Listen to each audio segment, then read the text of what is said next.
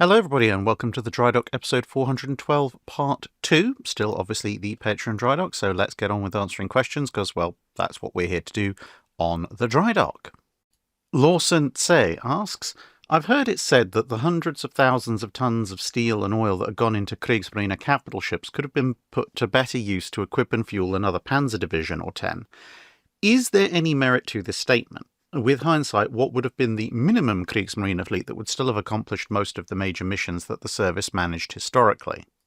So, I think there's two elements here. Firstly, the minimum Kriegsmarine fleet that would be needed to accomplish most of the major missions, I think they still need the Scharnhorsts, because the Scharnhorsts offer a capability which just isn't matched by anything else that the Kriegsmarine has and causes a lot of issues for the Allies. And that's simply the fact that the Kriegsmarine can send out the Hippers or the Deutschlands, or if they're feeling particularly mean and vindictive towards someone who's displeased them, the Königsbergs, which they don't actually historically try to do in the Atlantic, presumably because no one ticked them off enough. But at the end of the day, the Hippers and the Deutschlands are heavy cruisers. Granted, the Deutschlands are somewhat more heavily armed than the average heavy cruiser, but as the Graf Spee proved, you can hunt down and cripple or destroy a Deutschland with normal cruisers. I mean, to be honest, the force that took on Graf Spee wasn't even the top end of Allied cruisers. It was the smaller trade protection vessels. If you substituted a couple of towns and a full-size county for Ajax, Achilles, and Exeter, it would have been probably an even more one-sided battle. But fundamentally, the Allies, and early on the British, have more than enough cruisers to deal with the occasional Hipper or Deutschland breaking out into the Atlantic. But the Scharnhorsts are another matter entirely. You can't send a heavy cruiser or two against them. Even alone, they will or should quite easily take care of them, and two Scharnhorsts together definitely will. And it means you have to put large numbers of older capital ships on convoy escort duty, and you have to be very on the ball about where these ships are and what they're doing. So it's a whole different threat level. Adding in Bismarck and Tirpitz doesn't change that all that much. Yes, in theory, Bismarck or Tirpitz in the Atlantic should be able to take on an old R-class in a way that the Scharnhorsts didn't really want to, but it's only a slight intensification of a major problem step change which the Scharnhorst introduced. So most of the disruption I think you can get away with just using the Scharnhorst, so you can just eliminate the Bismarcks at that point. Now, switching over to resources, I'm always very cautious about the idea that you could just not build the Bismarcks and you could build so many dozen U-boats or so many hundred Panzers, etc., because I think most of the time those kinds of assumptions rest on a very crude level of take the displacement of Bismarck or Bismarck and Tirpitz and divide it by the displacement of, let's say, a Type 7 U-boat, and they go, okay, well, Bismarck was this many tons of steel, a Type 7 was this many tons of steel, therefore you can get this many U-boats out of it, or the same thing with tanks. And that's fundamentally not how it works. Firstly, you have to take account of, does Germany actually have the manufacturing capacity to build that many extra U-boats or tanks? It's not exactly like they were, slacking when it came to their efforts to build lots of war equipment during the Second World War. There wasn't going to be a huge amount of headroom in the factories, but even if we had waved that away and say that magically there are additional slipways for U-boats, or there is additional factory capacity for tanks, or maybe they build a whole new factory for tanks with the money, or whatever. Not only are the types of steel that you use in building a battleship in large part different to the types of steel you'd use in building a U-boat pressure hull or a tank hull. Yes, there will be some parts that are similar, but the type of steel you use for the face-hardened belt armor on a Bismarck is not going to be the same kind of steel that you're using to build a U-boat pressure hull, outer casing, or a Tiger or a Panzer IV. And the kind of machinery that you're using to manufacture major parts of a Bismarck, like the armor plate or the guns or the turrets, etc., also not really going to be found on a U-boat or a tank. Granted, the bronze propeller blades, you probably can just repurpose those in the same factory to build U-boat propeller blades, but bronze and brass fittings are not massively common, as far as I'm aware, inside a German World War II tank. So a lot of that, because there is a lot of brass and bronze outside of the propellers on a ship, a lot of that is not going to be particularly useful. All the artillery is basically a non-starter. You're not going to fit it in any German tank of the period. I mean, the smallest artillery piece on a Bismarck is a 105mm gun. And yes, you do have the 128s on the Jagdpanther, but Tiger 1, Tiger 2 are 88mm guns, and everything else on tanks is smaller. And obviously you're not going to get a 150 or a 380mm gun on a tank. The facilities that make the gigantic boilers and engines that go in a Bismarck are not going to be able to just use the same factory space to build a whole bunch of diesel and electric motors or a whole bunch of petrol engines or diesel engines for tanks. Again, that's not how mass manufacturing works. They're very specialist facilities. And I could go on and on like that. But, yes, in theory, the strategic materials and the money saved, assuming you had the factory space, on a Bismarck could allow you to build a number of U-boats and a number of tanks instead, but it's going to be a lot less than just dividing through the weight of those two smaller units by the weight of a Bismarck or two. So, yeah, obviously there is a finite amount of resources available to the Third Reich, and yes, if you redistribute them, you can get more out of other places, but it's not going to be as dramatic as sometimes people seem to think. VM Kane asks, I'm revisiting Treasure Island, both the book and the Charlton Heston adaptation, and it has me pondering gunnery. Especially as presented in the film, there's a point at which it's all going to end very swiftly and decisively in the pirates' favour were Mr. Hands to fire anything but round shot at the jolly boat. The obvious explanation why he doesn't is the demands of plot, but it does make me wonder if canister, grape and various dismantling shot were more warship specialities, and a merchant vessel might reasonably only carry a few emergency round shot. Secondly, the gun itself is clearly identified as a long brass 9, but there's also reference to being swivel-mounted, which seems rather extreme on a 9-pounder.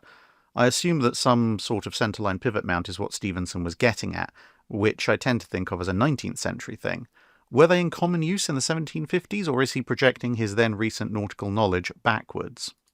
So, a merchant vessel, yes, if they don't carry as many rounds as a warship would do, and again, yes, they mostly would carry round shot, possibly exclusively round shot, because fundamentally something like dismantling shot, canister or grape shot, they all share one very common thing, and that is, relatively speaking, short range compared to round shot. And if you're a merchant ship and you find yourself loading anti-personnel rounds or anti-rigging rounds, that means whoever's attacking you is basically right up close and personal, which A, probably means by that point you have surrendered, because if they're that close and personal, they are in a position to hit you a lot harder with their weaponry. But B, in larger terms, it's probably also not something you particularly want to try shooting, because, again, if someone who is larger, more, or at least more heavily armed and more heavily crewed, because a lot of privateer ships would be smaller than some merchant vessels, if you shoot at them with a handful of small cannon loaded with anti-personnel shot, you'll injure and kill a bunch of them, but you're really going to tick them off. And they then probably aren't going to be very merciful to you in the next 10 minutes. So while you might have a very, very, very small amount of anti-personnel rounds, maybe a half a dozen rounds of canister or something like that, for absolute emergencies, if you really, really, really do not want to be taken by a certain set of pirates, the vast majority of merchant ships' limited ammunition stock is going to be round shot. Also, it's much easier to store.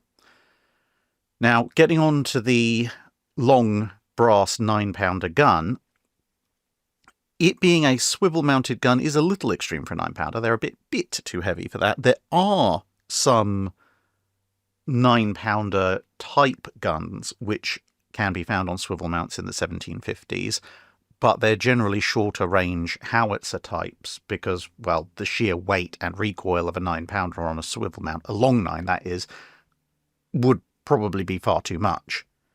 Now, also in the 1750s, pivot-mounted guns, as far as I'm aware, aren't really a thing. They tend to show up right at the very end of the 1700s and become a lot more common in the 1800s.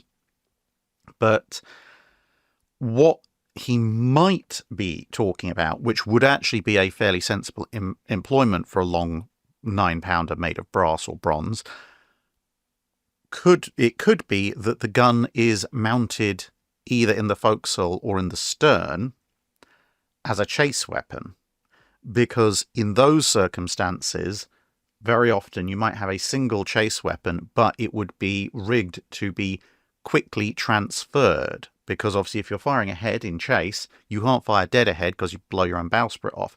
So you'd have gun ports slightly to the left and slightly to the right. But if you only have a single chase gun, you need to be able to move that gun from one to the other depending on where your target is. And very often those forward guns would also have 1 or 2 additional ports to port or starboard, so that you could fire more off of the beam, or indeed add its firepower to a broadside, because while the 9-pounder is generally far too heavy for a swivel gun mount, it's not impossible for a few men to move a standard carriage-mounted 9-pounder around to all of these points. And the same thing with a stern mounting. Although you can fire dead astern, you might also want to fire somewhat abeam of astern, or again add its weight to a broadside. And if you've been on Victory or Constitution or some of the other preserved Age of Sail ships, you'll see exactly this kind of setup. Now, they're warships, so very often they might have bow chaser guns on both port and starboard sides on the bow.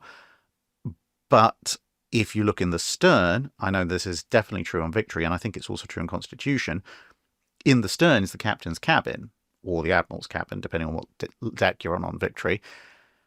And normally you don't have guns pointing out the windows, but you do have all the mounting points for them, and the guns would be stored further forward, and then they could be brought up and positioned in the relevant position, either directly aft if you needed to fire aft, or there are gun ports in the port and starboard sections of the cabins.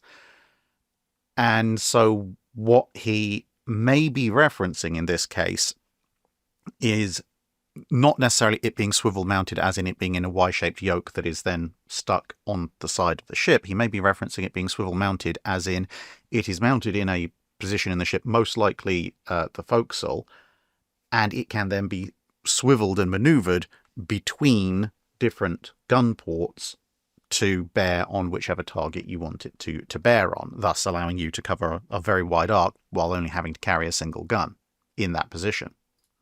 Farender Ritter asks, in the Age of Sail, did the Royal Navy go through build-ups pre-war and shrinkage post-war like it did in World War I and II? It seems with the concept of half pay and long-term docking that it kept its sailors and ships closer at hand instead of the scrapping and sacking method of the 20th century.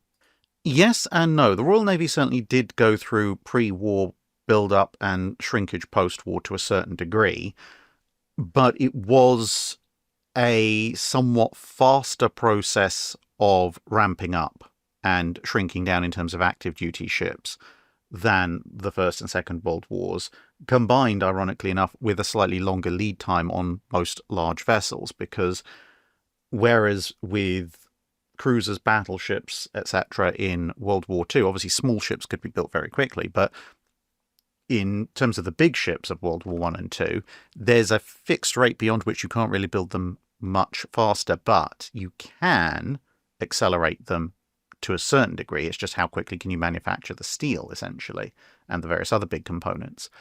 Whereas in the Age of Sail, you've got to have seasoned timber. And even if you have seasoned timber, once you start putting the ship together, it needs to spend a certain amount of time on the stocks. You can, in an absolute pinch, like both sides do in the War of 1812, build ships out of green timber, but that's really a method of last resort. And if you're building something big like a first-rate ship of the line, you absolutely are going to be using seasoned timber, because the investment you're making just isn't worth it if you're going to only have the ship for a handful of years. And therefore, there are a lot more blockages on shortening the production time for very large ships. Admittedly, at the same time, wars in the Age of Sail tend to go on for a lot longer, so you can continue to build third rates and first rates and have some of them in service towards the end of the war. But nonetheless, with the system of half pay, yes, you can call up a lot of officers very quickly, And there's obviously a certain amount of unemployment at any given time. So very quickly advertising, hey, people, we're paying you money. Do you want to come and serve in the Navy? You can recruit. Obviously, they also have the press gang if things get really bad in terms of numbers.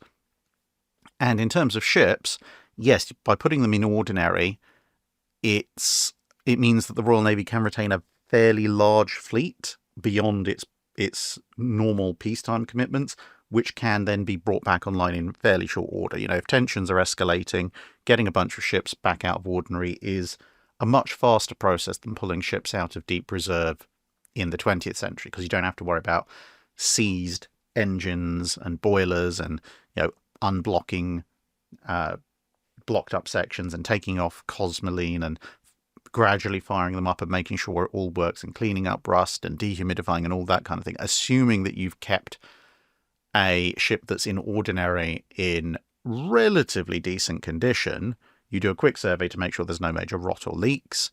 You take it over to the nearest mast stepping crane or hulk to get its masts stuck back on, re-rig the vessel, which again is a matter of days, not weeks, if you're moving quickly. Then you take it over to a gun wharf to load up armament, and in theory at that point it's just a matter of storing up the ship and getting it out there. Now, of course, that all takes time, money and effort, so it's not necessarily a matter of, hey, we can have an entire fleet back in the water in a couple of weeks. You would be working on the ships that are in best condition or the ones that are most needed at first and work your way through them. But what it would mean is that post-war, huge numbers of ships could be put into ordinary very fast and crews discharged, because obviously if they're discharged you don't have to pay them, and the officers going half pay reduces your bill as well. But reactivating those forces could also be done considerably more quickly. Now, of course, you do also have to replace old ships, rotten ships, worn ships, etc. But how that is done actually varies quite a bit. In some Age of Sail era conflicts, the Royal Navy takes the opportunity of war to get a whole bunch of new wartime built stuff, and then shortly after the war they dispose of basically all their old stuff, particularly if there's a big move during that conflict, like say the 50 gunners and 56 gunners becoming obviously not really frontline combat capable, and it's now 64s and 74s. You'll find a huge number of those smaller ships of the line very rapidly go by the way once the conflict in question is over. So they use it as an opportunity for fleet renewal. At other times, it's actually the other way around. So the reason that we have Unicorn and Trincomalee around, especially Unicorn, was that at the end of the Napoleonic Wars, the Royal Navy was cranking out brand new ships, but they took the opportunity to go, look, we've got so many ships in service at this point. Obviously, the really old and worn-out stuff that's only just about keeping itself together, that will go pretty quickly. But they then put a whole bunch of brand new or near brand new ships either into ordinary immediately from commissioning or brought them back into ordinary from very short voyages.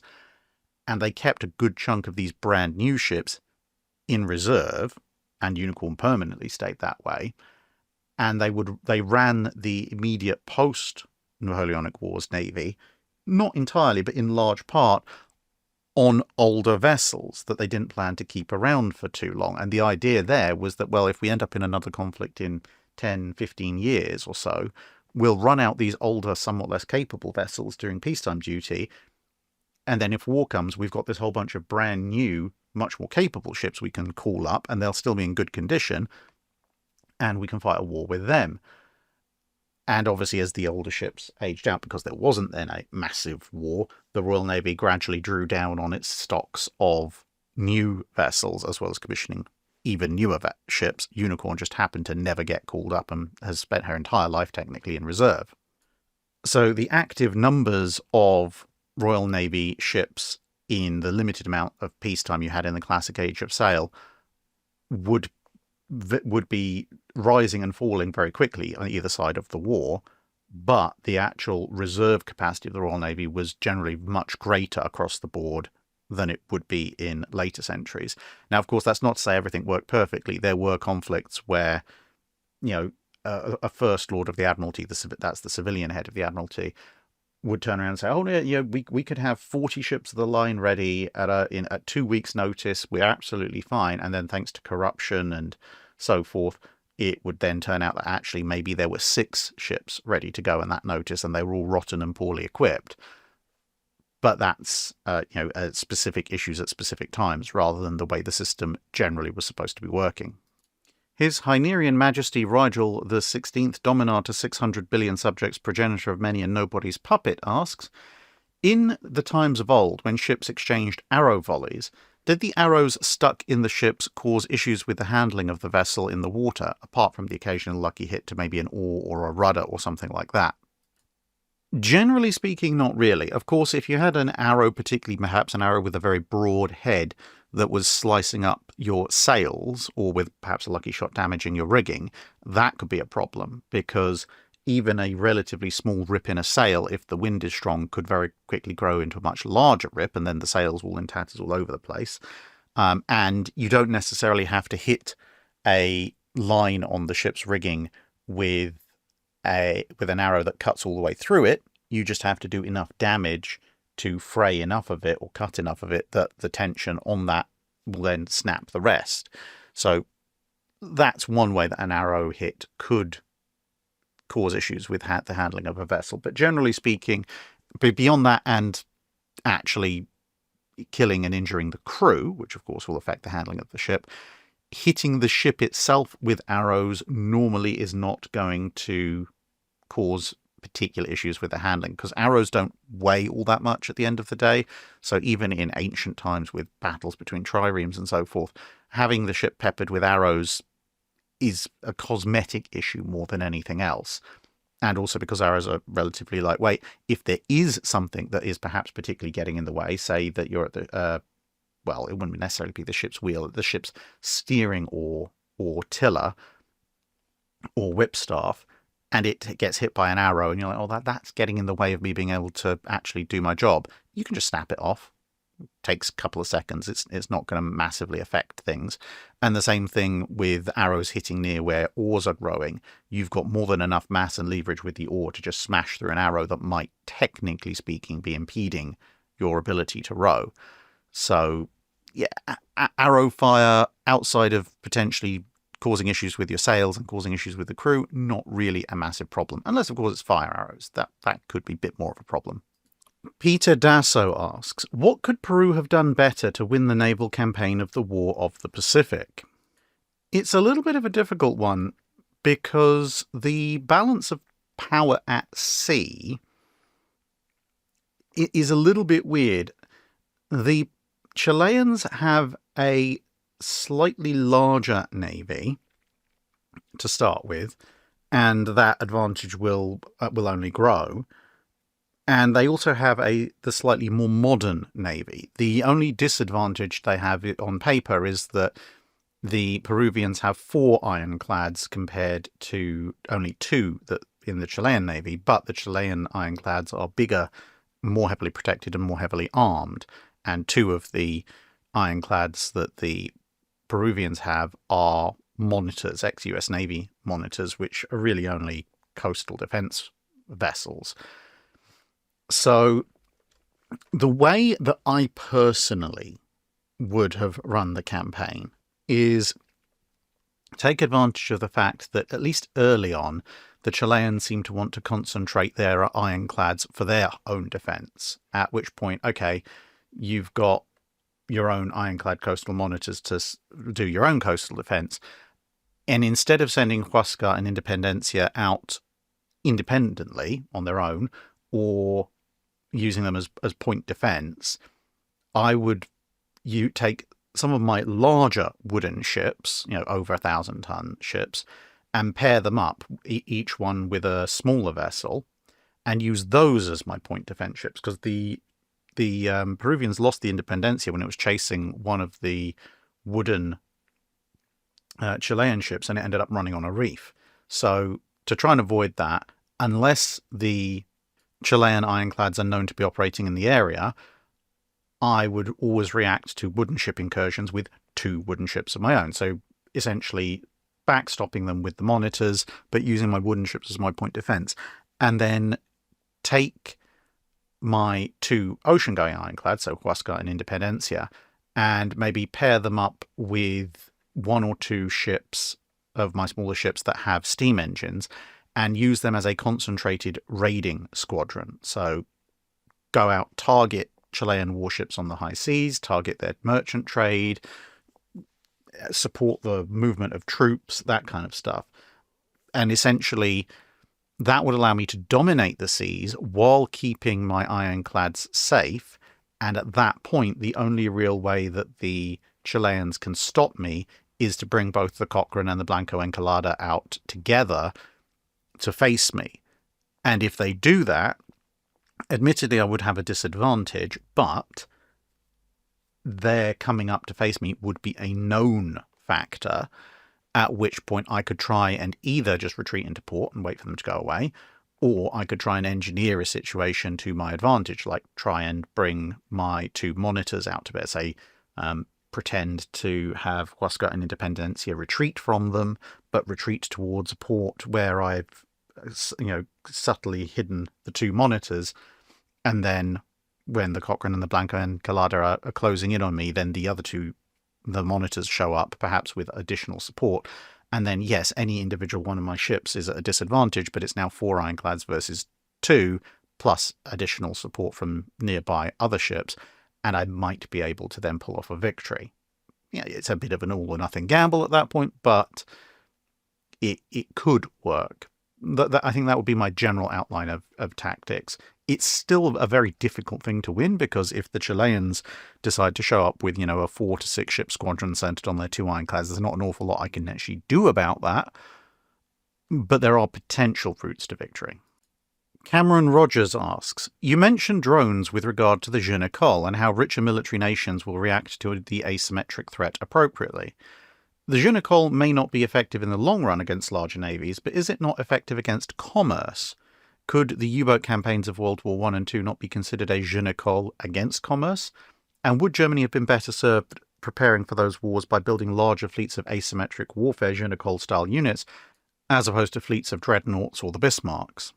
The Jeune Ecole, to a certain extent, could be applied to U-boat warfare. I mean, they are smaller, cheaper, more easily mass-produced attack units than at least battleships. They also introduce, obviously, the element of stealth, because they're not particularly fast. They rely almost entirely on their stealth to do stuff. And yes, obviously, as I pointed out, the Jeune Ecole does emphasize a lot of warfare against enemy commerce. So in some ways, you could see U-boat warfare, certainly unrestricted U-boat warfare against commerce, as an example of the Jeune Ecole. But at the same time, it kind of also emphasizes the point I've been making about the Jeune Ecole, which is that sooner or later, your potential opponent will build a counter and build it in mass numbers, as well as having the big battle fleet, and then you're stuffed. And that's basically what happened. The effectiveness of U-boats against commerce in World War I was a complete surprise to everybody, including the Germans, which, therefore there was a lack of anti-submarine technology, and therefore you end up in the situation that you actually have where the U-boat campaign is almost successful, but then the Allies invent anti-submarine technologies, build vast numbers of escorts, and suddenly the U-boats start losing quite quickly. World War II, it's a slightly different story. Yes, the U-boats are quite effective early on, but they never come as close to success as they did in the First World War, and much more rapidly in that case. The Allies build new and improved anti-submarine technologies and large numbers of escorts, and they get control of the U-boats much quicker and much more decisively than they do proportionally in the First World War. So that kind of emphasizes the problem with it in the end. But, and obviously at both points there are restrictions on the Allies building counters. Obviously the first time, as I said, they weren't expecting, no one was expecting the submarine to be that effective. And in the second case, you're coming out of a very artificial treaty-restricted naval period. I don't think the U-boat campaign would have been anywhere near as effective had you not had the treaty restrictions limiting what the Royal Navy could build. So, while you could classify the U-boats as a Jeune Ecole against commerce, I would say that there are somewhat unique circumstances to those two particular conflicts, and even then they don't win. But would Germany have been better served by preparing large fleets of that kind of thing rather than fleets of dreadnoughts and building the Bismarcks. I think similar to what we were saying earlier in terms of, what could the Germans have done without the Bismarcks. I think if the Germans had gone for a much more submarine-based fleet in the run-up to World War II, they could potentially have been more effective. Certainly it would have been a better investment than the Bismarcks, in all likelihood. However, you would also face the problem of, if it is known that Germany is building submarines in even larger quantities than they historically did, that would also prompt Britain to build anti-submarine escorts in proportionally more quantities than they historically did, which, or at least build them earlier, which, that could counterbalance things and leave the Germans with, roughly speaking, a similar or potentially worse situation in the U-boat war, and no big capital ship to, especially with Tirpitz, to force the Allies into devoting huge amounts of heavy surface escorts to the Arctic convoys. For the First World War, given how close they came to success, I think at that point you could make an argument that if the Germans had gone all in on submarines and had a very small dreadnought fleet, that potentially could have actually changed things very much in their favour for the First World War. Because even if the Royal Navy takes a look at it and realises the Germans are building a ton of subs, in 1914 they don't have any real effective anti-submarine warfare technology. So it doesn't matter if they know the Germans are building loads of this stuff, they can't really stop them at that stage. Which, as I say, given how close the Germans came to winning the U-boat war in 1917, that might tip the balance in favour of the Germans. But on the other hand, if the British don't have to worry so much about U-boats, then they might they don't have to worry so much about the High Seas Fleet, then they can release destroyers from the Grand Fleet and devote more resources to building escorts, which might afford some degree of protection, and then obviously a lot more protection once anti-sub technology starts to develop in earnest in the mid to late part of the First World War. So that would be a bit of a knife edge. The main thing why that would be completely ahistoric is, as I said, no one, including the German U-boat arm, expected the U-boats in World War I to be as effective as they actually were, so there would be no plausible reason for them to actually be building those large numbers of ships at that stage. Ethan Wilson asks, in the 1950s, Fairbanks Morse produced the H-2466 locomotives, otherwise known as the Trainmasters. They were powered by the 38 8-1/8 diesel engine, the same one used on US Navy fleet boats and a select few surface ships. This got me thinking, was there any other time something like this has happened, and were there times where the opposite happened, i.e. rail or land use engine went into naval use? I know that during the end of both World Wars, some nations started having to power vessels with different propulsion systems than they originally designed. What challenges does this pose, and what changes have to be made internally to make this work? Well, with the latter bit, it really depends on what you've designed the ship to work with in the first place. So if you look at the Liberty ships and the Victory ships, for instance, because of the shortage of turbines and turbine gearing units, the Liberty ships were originally designed to run off vertical triple expansion engines and 200 to 220 psi boilers. And it's actually quite informative. If you go and see the Liberty ship and the Victory ship in San Francisco, as well as the Liberty ship that's in Baltimore, you get a very good idea of what the differences are, because a vertical triple expansion engine and its boiler set is basically the biggest that you're going to get. And if you go on the John W. Brown in Baltimore, you will see that, in fact, yes, this is a pretty chunky vessel and a pretty large engine room that's very full with the machinery that's in there. But then you go to San Francisco, you see the Liberty ship they've got there. It's got a slightly different boiler setup, so there's a bit more space, but the vertical triple expansion engine, although it is also a slightly different make, is of, roughly speaking, a similar size. But then you go aboard the Victory ship, and although the boiler is kind of, I'd say, an intermediate size between the two Liberty ship boilers, the turbine is so much smaller than the vertical triple expansion engine. It feels like you're in a much, much bigger space, even though the engine room and machinery room space on a Victory ship is only marginally larger than that on a Liberty ship. So, it depends what your original system that you were designing for is. If the other systems you get to use later on, whether they be diesel, turbo electric, whatever, are smaller, not really much of a problem. The problem would be if you designed it to work with a relatively compact power plant and then you had to stick a bigger one in. And when it comes to propulsion generally, there has been back and forth between rail and land use and to naval use and back again quite a lot because, as I mentioned, I think possibly in the part 1 of this Drydock even, you have steam engines which start out on land, and some of the earliest steam-powered ships quite literally just take locomotive boilers and sometimes a little bit more out of a steam locomotive and just stick it inside a ship. And that's how they get their initial power. Of course, as steam technology advances at sea, some of that gets put back onto land.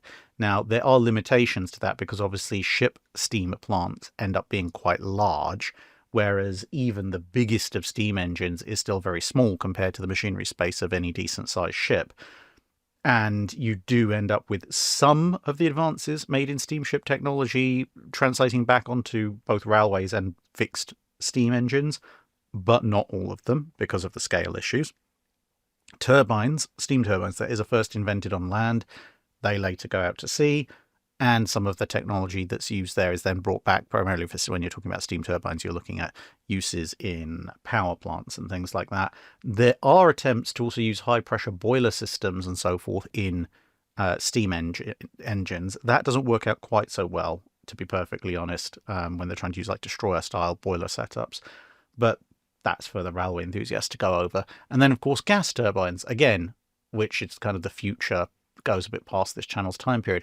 They are invented and tested on land, then go out to sea, and then some of the stuff that's developed for ships at sea comes back onto land.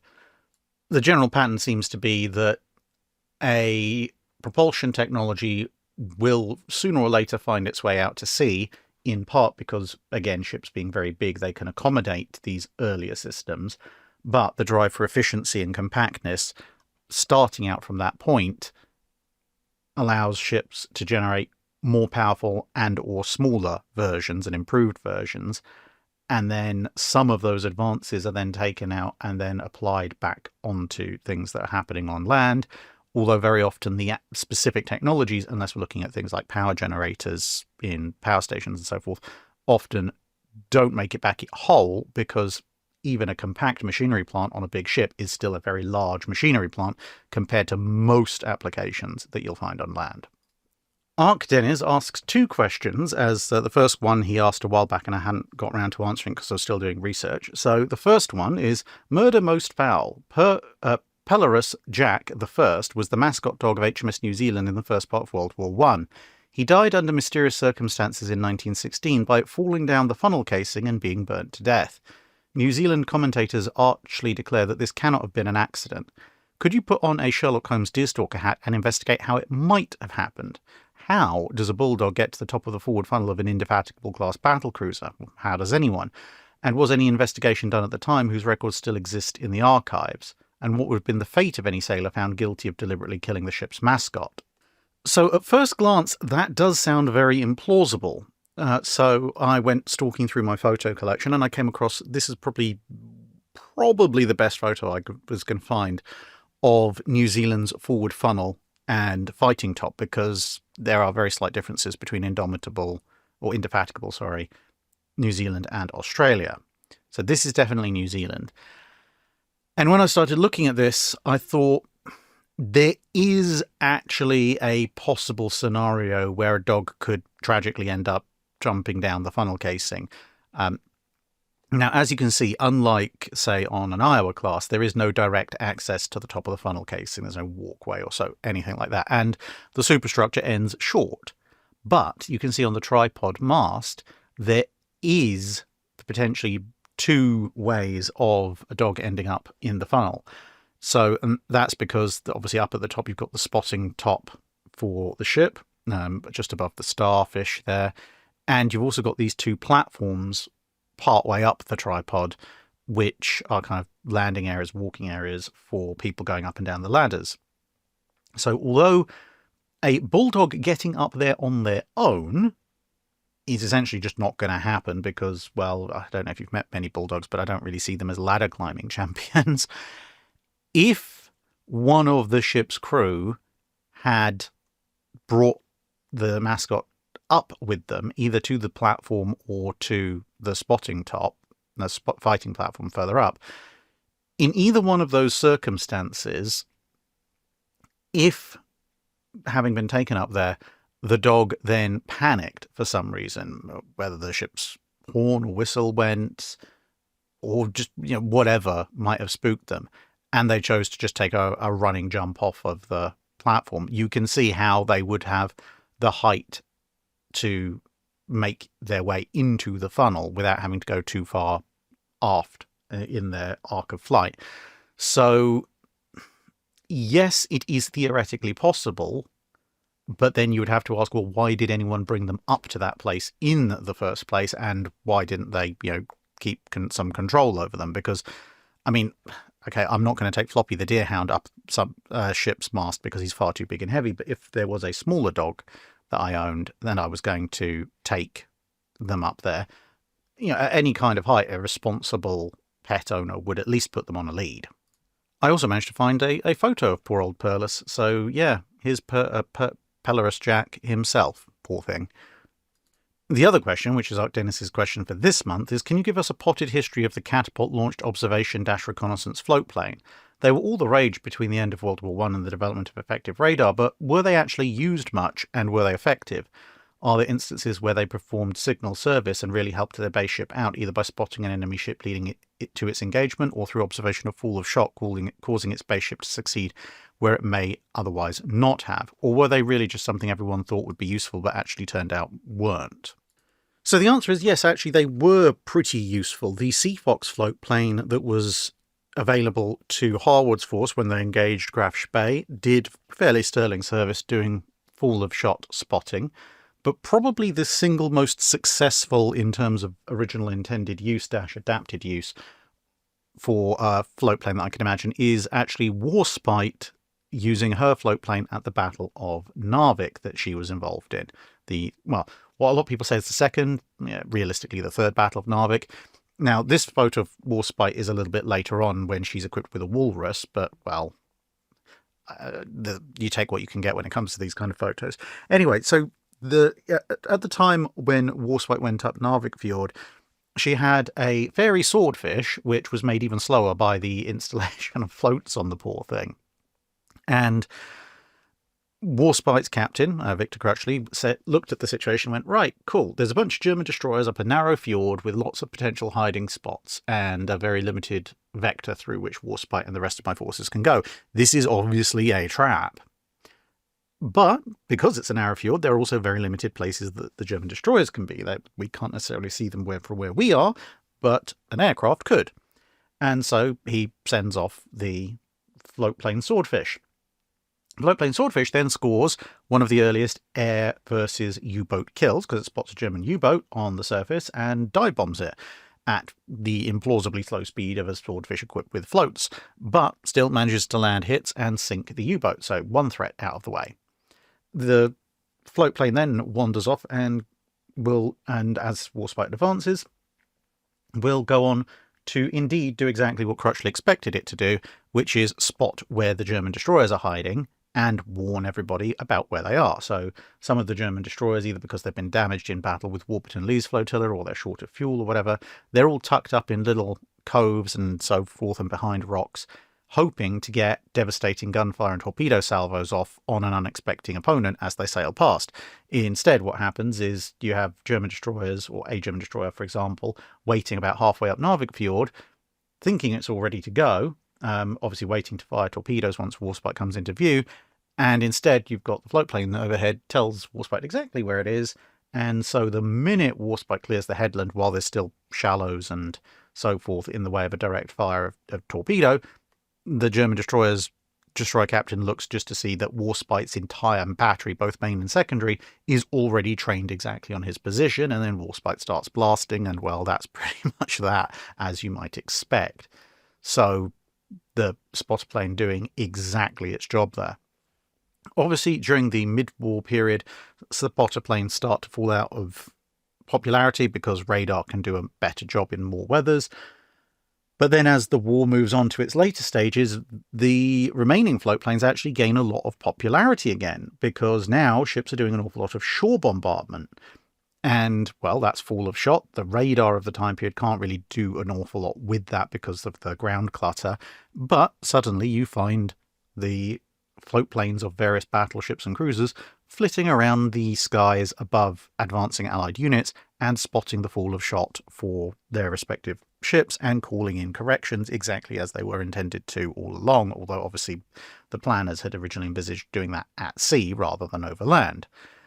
And as I've mentioned previously, particularly the walruses in Royal Navy service got quite a useful additional function as search and rescue aircraft for downed pilots and such like, because they could be launched very quickly.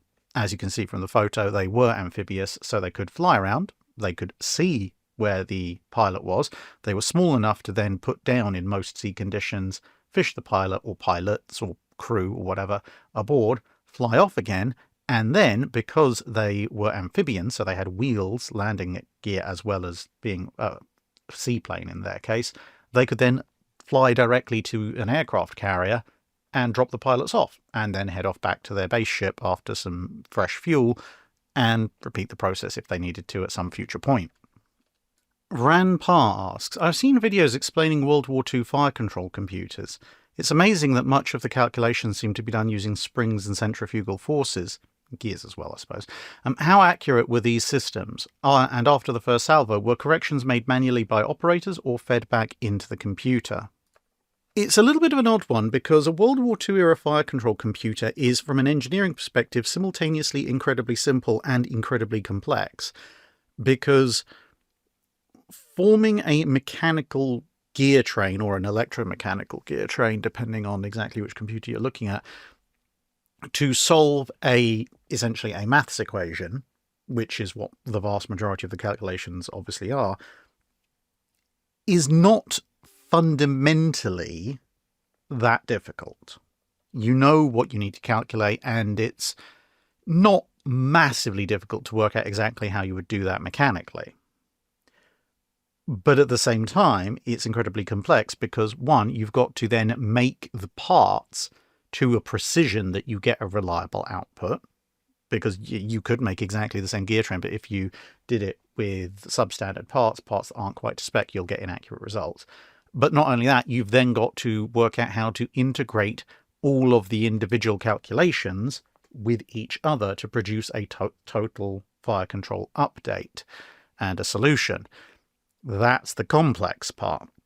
Now, in terms of how accurate the systems were, certainly if you're looking at Admiralty Fire Control Tables 7, 8, 10, the Ford Mark I system, as you can see here on New Jersey, they are immensely accurate systems for the values that they're using. And this is one of the things that differentiates them from World War I systems. The World War II era systems can accept a lot more different inputs. And because they're also more complex, they can also do things like, calculate the equations whilst knowing both your course and speed and the enemy's course and speed, as far as you put those in it via inputs. So you can do running calculations even if you're maneuvering. Whereas in World War I systems, it tended to assume either a fixed position or just a single course and speed. And if you changed your course or speed, you had to reset everything. But the limitation basically was not, by the case of World War II systems, the limitation wasn't the mechanics themselves. They could solve all the equations you put into them perfectly well. The limitation was the quality of the data and the amount of data that you could put in. Because obviously, if you told the computer that the enemy's range was 23,000 yards and their course was 042 and their speed was 24 knots, it would give you a very accurate fire control solution for that data. But if you'd got any of those values wrong, then of course the answer it was giving you was wrong. But that wasn't the fault of the machine, that was the fault of the data input. And obviously then you would spot errors and correct it. Now, in terms of whether you had to manually put that data in or feedback, or it was just automatically fed back to the computer. It depends on what kind of data. So things like the ship's own course and speed, you could actually link directly into the ship's systems. So if the rudder went over, or you changed speed, you changed revolutions of the engine, etc., you could link that directly into the ship's systems. And obviously then you didn't need to provide a manual update, but you had to hope that that data link was in fact accurate. But in terms of data about the enemy ship, that would almost always be manually put in. You could have systems which linked, especially with radar systems, which would feed the data in directly. And you could even do that to a certain degree with optical range finding systems. However, there were limitations on that because, of course, if those systems were out of sync, out of calibration or whatever, then they would keep sending in data, but that data was wrong. So you always had the ability to manually override that, or very often you would have that data sent down to the to the fire control room or the plotting room, and then you would look at that data, you would put it in yourself, and then obviously, as I said, you could update that if necessary. Because at the end of the day, especially if you're using an optical rangefinder system, the range that you're estimating and things like speed are very definitely estimates at that period. And yeah, you put that data in, but if the shells go off course and miss completely, clearly that was wrong, and you need to be able to update that very fast. Now, with all that said, even if all the data you put in was perfect, there are still going to be areas where there's missing data, essentially. That means your output may not be perfect. So, for example, you could put in the wind speed at your location. You could make an estimate of the wind speed, if there was a data input dial for it, at the enemy's location. But you don't know exactly how fast the wind is moving over there, and you also don't necessarily know exactly what speed and direction the wind might be moving at several different atmospheric layers up through the sky, which the shell will have to travel through on its way in a long-distance battleship engagement. And all of those little variables, even if every variable you've set is correct, those other variables could throw off your calculations by just enough to miss. And that's a lot of what more modern systems try to address because you can use things like weather radar and so forth to determine those kinds of missing data values. But the fundamental calculations, once you throw the data in, the computer can do just perfectly fine. Prusi Antica asks, I know you've spoken about the influence of Seppings and Simmons on Victorian warship design, but could you please talk a little about what Sir Baldwin Walker and the post-Simmons naval designers did that moved naval designs towards the last wooden ships of the line? So what Sir Baldwin Walker has seen here, and various other of his contemporaries did that kind of move things on from the Seppings and Simmons design changes, were, the best way of describing it is that the Seppings and Simmons changes were in part a reaction to the growing shortages in large timbers. So they had to work out how to build increasingly larger wooden warships, but with relatively short timbers, which were pretty much all that was available from remaining timber stocks while the new trees continued to grow. And they happened to cross principles and designs by which you could not only make ships with smaller bits of timber, but also make them stronger. So that advanced things. Now, both before Seppings and Simmons and during their period, the use of iron strapping to help reinforce certain areas of ships was in use, both occasionally right from the get-go and more often during refits and so forth. So if you go through HMS Victory, you'll see in some places there is some iron strapping in critical areas. Some of that's been added a bit later as well, but a lot of it is from that kind of late 18th, early 19th century period. Whereas what Walker had to do, who took over from Seppings and basically ran through into the ironclad age as the controller or surveyor of the Navy, he had to then move things on still further because ships were continuing to get larger. And indeed, he actually pushed things pretty much as far, and some would argue in the case of the Orlando and the Mersey, possibly a little further than was strictly advisable or indeed possible with wooden ships. But he was having to face quite a number of challenges, including, of course, the introduction of auxiliary steam engines, which added a huge point weight and required a fairly large volume unobstructed within ships, which was obviously difficult to design for. But essentially what Walker had to do was reintegrate some larger timbers, which were becoming more available again, into the designs, combined with the Seppings and Simmons reforms, combined with much more extensive use of iron to help counter the needs of these incredibly heavy guns that were starting to come in, and the heavy, high-volume compartments needed for machinery and the installation of screw propellers in their shafts and so forth. And combine all of that into essentially the largest wooden warships that you could physically build with significant iron help, until you get onto iron-hulled ships, and then you can go still larger. And that's how you end up with, obviously, okay, Victory's a somewhat older design, but you go from Victory, which is about 3,500 tons, about 230 foot long maximum, which is a kind of a classic age of sail first rate, to something like Caledonia, which is about 20 foot longer, several feet wider, and just obviously generally considerably more heavily armed. And then on to something like the Royal Albert, which isn't much bigger, a little bit beamier, but now has an all 32-pounder armament as opposed to a varied armament. And then you get onto something like the Duke of Wellington, which becomes considerably larger. It's displacing almost twice as much as Victory and is carrying more guns and heavier guns, and kind of represents the final class or type of big ship of the line as seen in the Royal Navy before the introduction of full ironclads. Smokey the Bear asks, what are the types and benefits of drogues and or sea anchors? I would especially like to know more about their use for a ship that's lost propulsion, and was there a difference in the time period covered by the channel? The benefit essentially to either a drogue or a sea anchor is to steady the ship. The difference is that a sea anchor is usually dropped from the bow of the ship, a drogue is usually dropped off the stern. And essentially they can be anything, but what you basically want is a long line, and at the other end of that line, something that catches water and allows for resistance. Now, you can get commercially made ones these days, and indeed there were commercially made ones available at the time, most of which took the form of some kind of cone shape like this. So obviously lots of water would come in, minimal water would be allowed to escape, that creates drag.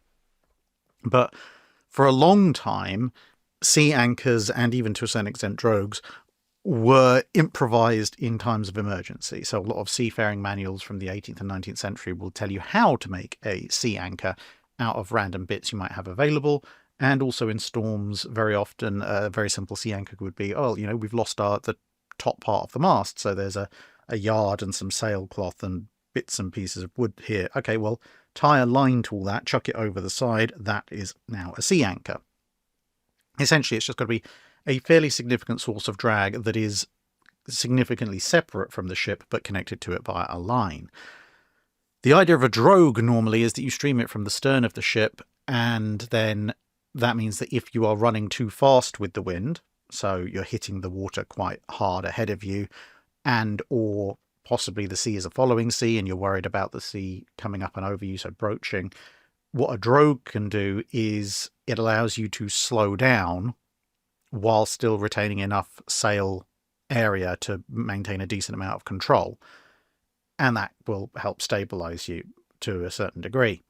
Whereas with a sea anchor, as I said, normally you'd pay that out of the bow. The idea of a sea anchor is not so much to slow you down while you're moving at a fair old clip. The purpose of a sea anchor is to provide a separate semi-fixed point to which the ship is attached, and therefore, especially if you've lost propulsion or you're struggling in some way, normally a ship, especially a sail vessel, but even a more regular vessel, will be blown downwind by the wind and the waves, and usually after a while will end up being turned broadside on and then rolled over. Whereas with a sea anchor, because you have this additional point of resistance that's pulling back, if you attach it to the bow, then roughly speaking, your bow will remain pointed in the direction of the sea anchor. So you throw the sea anchor over the side, you're being blown downwind, the sea anchor bites, the line pays out, runs out, and now that line is pulling your bow essentially towards it, because the sea anchor is not subject to sail conditions, either if you have sails or even just the wind moving against the exposed portion of your hull. And that then keeps the bow pointing in the direction of the wind, because the stern can do what it likes, which is mostly going to be blown further back at higher speed, but the bow is slower, therefore it points back the way it came. So that helps keep you from being rolled over in a storm. And also, because it is acting as a check, it's not anchored to the ground, but it is still a high drag device. It's acting as a check on you being blown back as well. So if you're worried about being blown perhaps towards the shore in a storm, this will either slow you down quite significantly or potentially even stop your advance backwards altogether. So that's the main benefit of a sea anchor. Duke Master asks, over the years you've collaborated with a number of channels, either as a guest or as a host. Troublingly, several of them have in the past or are still making factual errors about things that are objectively proven otherwise in the historical record, or they seem to be stating personal opinions as facts. How do you deal with so-called historians that get things blatantly wrong? Well, I mean, there's a number of ways of dealing with this. Firstly, if a channel is consistently getting things blatantly wrong, i.e., it's just very inaccurate overall, and I wouldn't work with them to start with, simply because I don't think it's worth it if people can't be bothered to do the most basic levels of research. So that's one stage. Now, of course, people can make mistakes, but I'll get onto that in a second. So channels like the Dark series, Dark Seas, Dark Skies, Dark whatever the heck they want to call their various sub-channels, I'm just never going to work with them because they just blatantly get things wrong all the time and they clearly do not care. So that's a kind of stage one. Stage two is kind of similar to the way you sometimes will hear at historical conferences and various presentations. If somebody, say, works with the US Navy or the Royal Navy or the Naval History and Heritage Command, which I think is part of the US Navy. But anyway, someone who works for an official body, very often they have to preface their presentation with the views and opinions expressed in this presentation are entirely the author's and do not necessarily reflect the views or opinions of the parent organization. Now, obviously, they have to say that for legal purposes, but I kind of hope that there's a general underwritten acceptance of the fact that if I do appear on another channel as a guest or as a host, and I say things, I am responsible for what I say. But ultimately, it's not my channel, it's not my editing, etc. Therefore, while what I say I will stand by, I cannot necessarily stand by what everybody else there says. Now, of course, it depends on what the format is. So if it's a collab where I'm putting forward a bunch of information and we're collaborating fully in creating something, then at that stage I can I have a certain degree of control. Obviously I don't have editorial control because it's not my channel, but if in pre-discussion, like, this is the script or whatever, and I go, that's wrong, then I can insist that it be changed. If it's more of, I am very definitely a guest in a larger thing, or perhaps it's a show with multiple guests, and of which I'm one, of course, those guests are responsible for what they say.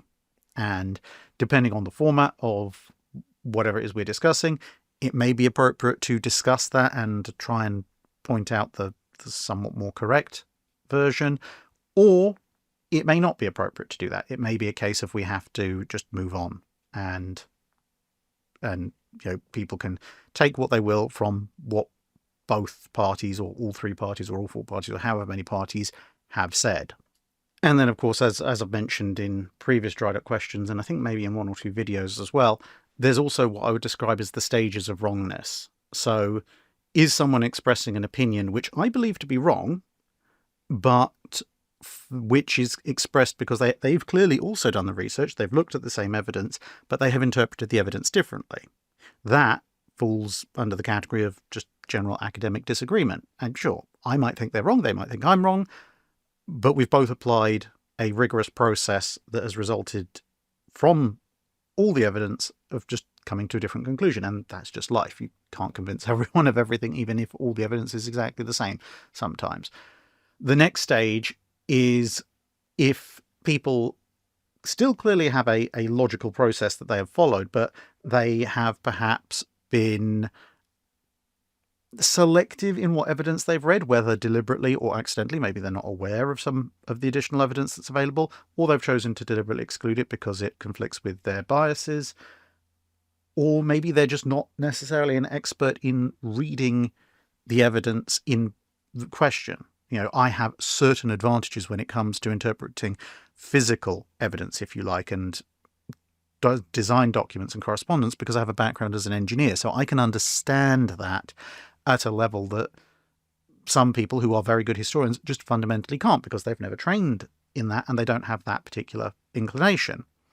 Conversely, those same historians might be able to read correspondence and look at it and go, okay, they're saying this on paper, but actually what they mean is this, or in the wider context, they're saying this to this person, but they hate this person, and they'll tell them almost anything but the truth, or because of this or that political relationship or the situation at the time or whatever sociological factors are in play, it actually means this, or that kind of thing. That I'm not so good at, and someone might therefore come to a different conclusion just reading the same document, but because obviously, as I said, we have not only different ways of interpreting it, but different abilities to interpret it.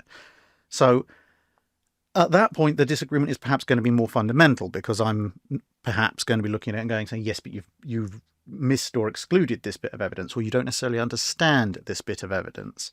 And so the disagreement there might be a little bit more dramatic, but I can still accept within reason, as long as they're acting in good faith, that they have that opinion and there is a logic behind that opinion. It's just that I think perhaps if I could introduce more evidence or explain the evidence more clearly, they might change their opinion.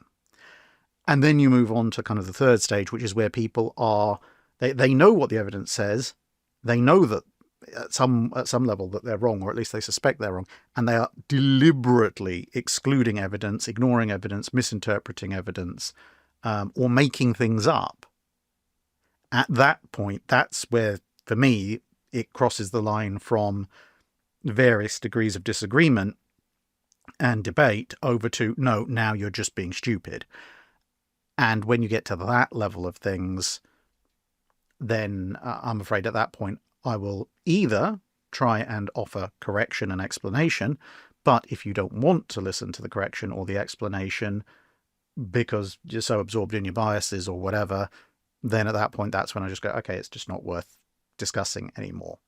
And I'll just move on to talk to people who are a bit more willing to listen to evidence and discuss it. Because, as I said, everybody does make mistakes, even with the best one in the world, even with the best motives in the world.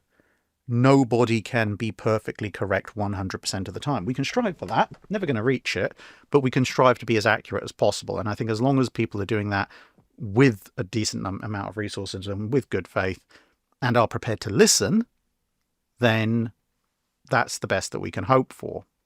But at the end of the day, I also hope that people who do want to follow up on research and fact checking and things will hopefully just see that as far as I can tell, I present information that I believe to be correct. I do try and point out where sources conflict, and I'm not sure what the actual facts of the matter are. Like with the Drydock questions, if I don't know the answer or I'm not certain, I will preface my answer with a qualifier to that. And if I do occasionally get things wrong because I've missed something or lots of other people have a different interpretation, then I'm always willing to listen to any kind of polite, well-constructed criticism or correction. The one thing I don't really abide with is, if people run in screaming, shouting, swearing, etc., name-calling, essentially just trying to beat you down and beat you into submission verbally or via text before they make whatever assertion they make about whether or not you're correct. At that stage, I will just switch off and not listen to them at all, because regardless of what they have to say, if they can't say it in a courteous manner, then frankly, I don't care what they have to say. At that stage, life is too short to pass through all of that. Brad in SoCal asks, I'm surprised by the number of ports and shipyards that were built up rivers. How did they make that work in the age of sail? Was it like the Nile, where the prevailing winds blew upstream and they could ride the current downstream? Well, to be honest, a lot of it was more just the fact that if you build ports and shipyards further upriver, they are much more sheltered from the effects of storms at sea than anything else. Now, you could get ships out to sea if the winds were against you with rowboats, basically acting as a kind of a form of tugboat in an era before tugboats were really a thing. But by and large, people tended to accept the fact that you would have limited windows in which you could get into and out of a port in exchange for the massive amount of additional shelter and proximity to civilization that you would get from a port or a shipyard that was wholly or partially up a river. And you see that even with something like the Armada, which is why I've chosen this picture. The part of the reason why Drake and the other senior officers were seemingly content to continue playing bowls is because, well, the wind was against them. They knew they weren't getting out of Plymouth anytime soon. They knew they had to wait for the wind to shift. And that was just accepted as part and parcel of, you're exchanging convenience for safety. And when the wind blows favourably, you can leave the port, and when it doesn't blow favourably, you can't. And obviously switch those winds around, and that's, and you get the same situation for getting into or out of the port. But back then, unless there was a major storm or something brewing up, the scheduling was a little bit more loose. If you showed up off a port and the winds were contrary, it wasn't exactly unknown to potentially have to spend several days sitting off of a port waiting for the winds to let you in or out, compared to when you might originally have wanted to come or go. W. Osterberg asks, could the North Carolina class have been reclassified as battlecruisers when they were finished, since they only had 9 guns compared to the standard's 10 or 12? They were definitely faster, and they weren't actually armoured against their own main battery. I would go with no, simply because the last standards, the Colorados, had 8 16-inch guns, and the North Carolinas, of course, have 9 16-inch guns. So, yes, while most of the standards have 10 or 12 guns, they are 14-inch weapons. So, following the line of standard development, including the Colorados, which are definitely standard-class battleships, North Carolina's 9 16-inch guns, in terms of overall broadside weight, are in keeping with battleship development in the US Navy. Obviously, as you say, they're faster. The not being armoured against their own main battery, obviously that's a factor partially of the North Carolinas being designed with 14-inch guns and mostly against 14-inch guns. They do have a narrow zone of immunity against some 16-inch gunfire, but it's not really that great. But while that's possibly the one area where you could pick up on an immediate sort of look, the flip side is that you do have battleships in service and built at that point which have less protection, both in terms of absolute armour thickness and especially once you take into account the inclined armour on the North Carolinas. And at that point, I would probably say you can, as I have done with, say, Strasbourg, slightly broaden the definition of a battleship in certain circumstances, like with the North Carolinas, to say, well, do they have armour capable of standing in the battle line? So obviously, yes, ideally you want protection at decent battle ranges against your own battery, but I think a secondary fallback is this: can you stand in the battle line and expect reasonable protection against your most likely opponents? And in that circumstance, when her most likely opponents are a bunch of 14-inch armed Japanese ships, and maybe Nagato and Mutsu, then she could act like a battleship and shrug off a certain amount of incoming enemy shell fire with the armour that she had, so she is therefore fit to stand in the line of battle, therefore a battleship.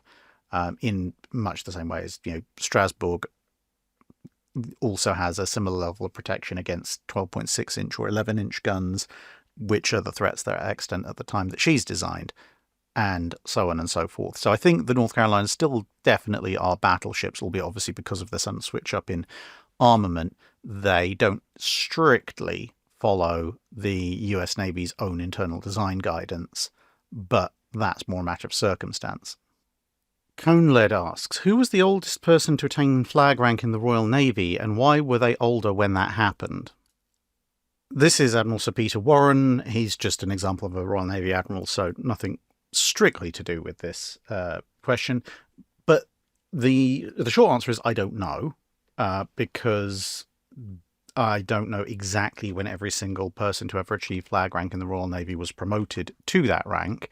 And it would take an awful lot of time to find out. However, I can almost certainly guarantee that the individual in question would have been a Royal Navy officer from the mid to late 19th century, simply because you had a massive glut of officers coming out of the Napoleonic Wars, and during that, especially mid-19th century period, everyone is advancing very slowly in a time of peace, but the system of half pay and pure seniority is still going on. And so people who just remained on half pay the rest of their lives would eventually slowly grind their way up the promotion ladder. And so you could get some extremely old people finally getting their promotion to flag rank. And one example, I'm not necessarily saying this is the oldest in the Royal Navy, but he's probably in with a strong contention, would be Admiral Westphal, whose primary service was in the Napoleonic Wars, but he wasn't actually advanced to flag rank to being a rear admiral until 1855, when he was 73. He went on to then reach the rank of vice admiral about 7 years after that, then full admiral 4 years after that, and then kept that rank for another 12 years, finally dying at age 98 as a full admiral, still technically in commission. But yeah, 73, I think, would be pushing the upper margins for when you finally achieve flag rank. Hark asks, how would you judge the potential for a one-way attack drone to exist in a useful capacity within the time period of the Channel? Say, for example, the existence of the TDN assault drone sparked a lot more interest in the US military and perhaps also the armed forces of the UK. Could one have pushed the concept to generally approximate something like a P-15 Termit, but remote controlled with the help of a TV camera?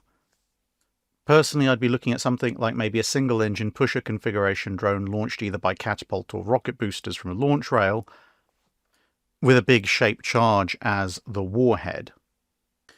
Well, I think such a thing theoretically could be possible. I mean, there were attack drones in the Second World War. I mean, technically a torpedo is also a one-way attack drone, but in the sense that you mean as a flying guided weapons system, they definitely existed. Obviously, the Japanese just did it the easy way by telling pilots to crash into things, but of course, towards the end, they made the Cherry Blossom, which is essentially a one-way attack drone just with a human guidance system to circumvent the limitations of technology at the time. And then you have things like the HS-293, which is also kind of a one-way attack drone dash anti-shipping missile, but remote controlled. So I think building something that could carry a very big shape-charged warhead to a target in an unmanned fashion, that in and of itself is not that difficult. You know, an unmanned Cherry Blossom, a modified V1, or as you said, if you want a bit more range, just a pusher configuration cylinder with wings and a massive warhead up front. The main problem isn't necessarily building the platform. The main problem is going to be the guidance system, because the technology is very limited at that point. Like, you know, as you point out in the full question, there is the possibility of jamming. And so you have to think, okay, well, how am I guiding this? Am I TV guiding this? Am I visually guiding this? Essentially, if I'm doing an off-board guidance from a mothership or an aircraft that just is flying around and it, you know, sees the drones go past and then provides them with telemetry, if you go with radio communication, that can be very easily jammed, or theoretically, certainly with the capacity of technology at the time. If you go for wire guidance, that means your guidance platform also has to be the launch platform, which verges more into the realm of missiles than drones. And so the only other alternative at that point really would be a self-guiding system. And if you're going to do a self-guiding system, again, there are ways of doing that. The US BAT guided anti-ship missile had a radar guidance system. It could be spoofed with a reasonable degree of success, but it certainly did work. The Japanese were working on a basic infrared guidance system with slightly less success. But in theory, if you took something like, say, a V1 and strapped a massive shaped charge warhead in it and put a BAT's radar guidance system on the front, then I suppose in theory to stop it just randomly attacking a sailboat or a whale or a random piece of the landscape on the way, what you could do would be to spot the enemy, where they are approximately, assuming we're talking about attacking ships, and communicate that back to whatever your launch platform is, whether it be a ship, land bases, even wings of bombers flying quite a distance out. So obviously the launch platforms know where they are. They know where the target is. And then you could do something like say, okay, well, we know that the aircraft, our one-way attack drone, is going to fly at a certain speed. And therefore it's going to cross the distance to the intercept point for the target is going to take X amount of time. Let's say if we're using a V1 platform, let's say it's going to take 20 minutes. So then we can set a little timer. So the missile or the drone launches and it just flies nice and straight, using gyros and stuff on a given course and speed for, let's say, 18 minutes. And at the end of 18 minutes, timer goes bing, the little seeker head activates and it looks around and it attacks the first thing it sees. Which hopefully then, obviously, it will bypass all the distractions. It'll arrive in close proximity to the target. And then when it sees targets, it's going to go, I'm going to attack that one.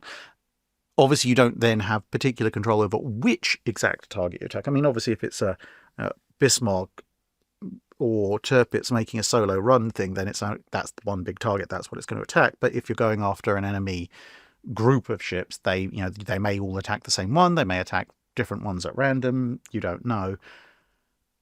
But yes, I think you could slap together something along the lines of what you're saying with the technology that was available at the time. It just wouldn't necessarily have a massively high rate of success, but considering you're not risking any pilots except for maybe the observer plane that's telling you where the target is in the first place, you may not be so concerned about that. Coldick03 asks, you've briefly mentioned the armour layout of French battleships and cruisers several times, particularly in the video about French interwar cruisers and the development of the Dunkerque class, but you've never gone into detail on the subject. What is your opinion on the armour layout and anti-torpedo protection systems of Algérie, Dunkerque and Richelieu, particularly from a cross-sectional view, in comparison to their presumed enemies? So obviously this is going to be a bit of a speed run, considering we're looking at 3 separate classes, but Algérie, I'm generally quite in favour of. This is a cross-section through Algérie. So she's got 4.3 inches or 110 millimetres of belt armour. It's not the thickest belt armour that you're going to find on heavy cruisers of the period, but it is one of the thicker armour belts that you're going to find on treaty-compliant heavy cruisers of the period. And at least a medium to long heavy cruiser engagement ranges, it is going to afford a degree of protection against incoming fire. And definitely against 6-inch shells and destroyers and so forth. So that's pretty good. The deck maximum is about 3 inches thick. So again, affording pretty decent protection. It's gone for an all or nothing scheme. Turrets, again, not the world's most heavily armoured, but again, a decent enough turret face, 100mm for about 4 inches on the face. So again, enough to protect the upper end of medium to long distance is against most fire that it's likely to face without completely overdoing it, but also it's got an actual torpedo defense system. Now, admittedly, it's not rated against the same kind of torpedoes that battleships would be rated against, but it is a fairly useful system, so it's going to mitigate the damage from heavyweight torpedoes from, say, destroyers and submarines and so forth, and it stands a chance of absorbing at least some torpedo strikes from certain aerial torpedoes. So it definitely offers the ship a considerably greater degree of protection than most heavy cruisers of the period, which don't have a torpedo defense system at all. And as time would show, a lot of these big, expensive ships were actually quite vulnerable to single torpedo hits. Dunkirk and Richelieu, however, they are a little bit weird. I've said before, Dunkirk's armour scheme, I think, pushes her more into the battlecruiser category. As you can see here, the general layout for Dunkirk. Both Dunkirk and Richelieu have this slightly odd layout in that they've got internal sloped armour, much like the North Carolinas, much like the South Dakotas. Sorry, the North Carolinas have external. But they are generally going all or nothing. But you can probably see in the profile here, they also have a turtle-back sloped deck. It's much steeper than the one that you'd find on Bismarck, and more reminiscent of some of the more severe turtlebacks that you find on pre-World War I and World War I ships, whereas Bismarck represents perhaps the World War I, late World War I turtleback style layout. But at the same time, although it does have this turtleback, it does have a main flat armoured deck more consistent with the all-or-nothing scheme as well, and that is the thicker, more protective deck. And I say this is shared between both the Dunkirks and Richelieus, just at different levels of thickness. So that internal lower deck is more for catching splinters and fragments, more so than being direct armour itself. So it's a useful way of catching spall from both your main belt and your main deck armour, albeit obviously it does add a little bit of weight to things as compared to if you like, more conventional all-or-nothing approach, because obviously you're having to split protection across multiple decks, and you'd have some question about whether or not you could actually maybe get better protection just by putting all on one. And then moving on to Richelieu's scheme, you can see it here in this comparison chart, and Richelieu's scheme, I think, is pretty good. It's obviously got internal inclined armour. It's at a reasonable thickness. Obviously, the King George V's are more thickly armed, but, well, that's true of the King George V's in comparison to anything that's not Yamato. But it is certainly up there. You know, it's got fractionally more protection on it than a North Carolina or a South Dakota. The deck armour is a good solid thickness, very, very competitive there, and it's got this internal secondary turtleback. Now, of course, Jean Bart would take deck penetrating hits from, or a hit from Massachusetts, but at the same time, given the circumstances of the hit, well, you know, it wasn't for a lack of protection, it was more just that that shell was operating exactly as intended, and Jean Bart was a stationary target. It could have had some more nasty effects had Jean Bart's secondary magazines actually been loaded, but who knows how that could potentially have worked out. My only real criticism of Richelieu's armour scheme from a general perspective would be that I think the armoured volume sits a little bit too low. As you can see from these diagrams, Richelieu, her main armoured volume is capped 2 decks below the upper deck, the same as Bismarck and Littorio, whereas the American ships have their citadel upper bound a little bit higher, and the King George V considerably higher. And that could lead to vulnerabilities. It is, as I say, slightly proportionally higher up than Bismarck, but we know with Bismarck and with other actually German ships that followed a similar armour layout in the First World War, that you could have risks of water overtopping the armour scheme and then flooding quite rapidly along, and then regardless of the fact that underneath some areas might not be breached, you still have major issues. So potentially a Richelieu class in combat could have also suffered from a similar fate, not having a high enough buoyancy reserve compared to some other ships. But broadly speaking, I would say that the Richelieu armour scheme was a pretty decent one. Noah Androulis asks, in the song 8 Bells by the Jolly Rogers, a ship destined to be broken up is stolen by her former crew and burned. While the song is fictional, are there any historical accounts of sailors sinking or otherwise destroying their ships rather than letting them be scrapped? I know there are times sailors scuttle their ships rather than letting them be taken as a prize, but scrapping is another matter entirely.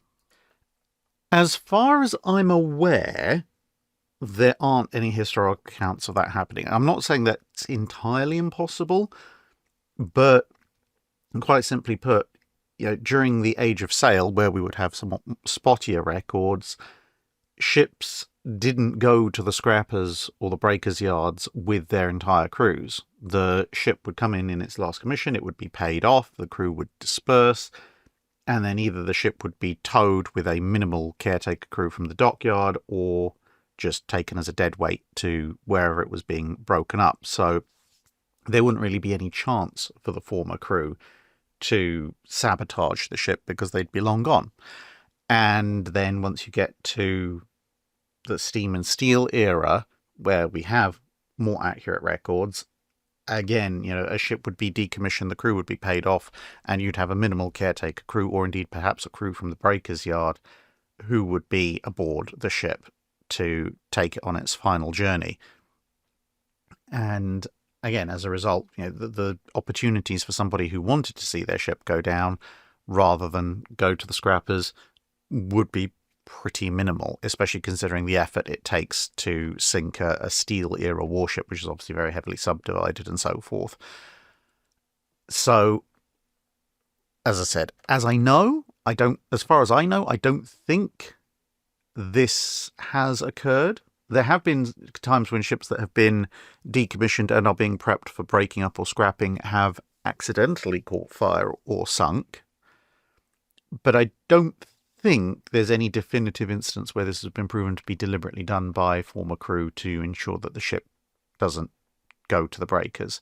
Of course, if someone does know of an incident that I've missed, then let us know below. Smelly Kaka asks, assuming it wasn't Han Solo, there are a bunch of sources of uncertain levels of rigour that say that the first ship to shoot at D-Day was Warspite, including Wikipedia's article on Warspite, but others nominate different ships, for example, HMS Orion. And one that I can't find now said that the available records just aren't good enough to answer this definitively. I would imagine some level of uncertainty might come from referring to the bombardment of specific beaches versus the general bombardment as a whole, and maybe some crew members making dubious claims, but could you add any clarity to who actually shot first at D-Day? Unfortunately, there's almost as many claimants to being the first ship to open fire on D-Day as there were ships opening fire on D-Day.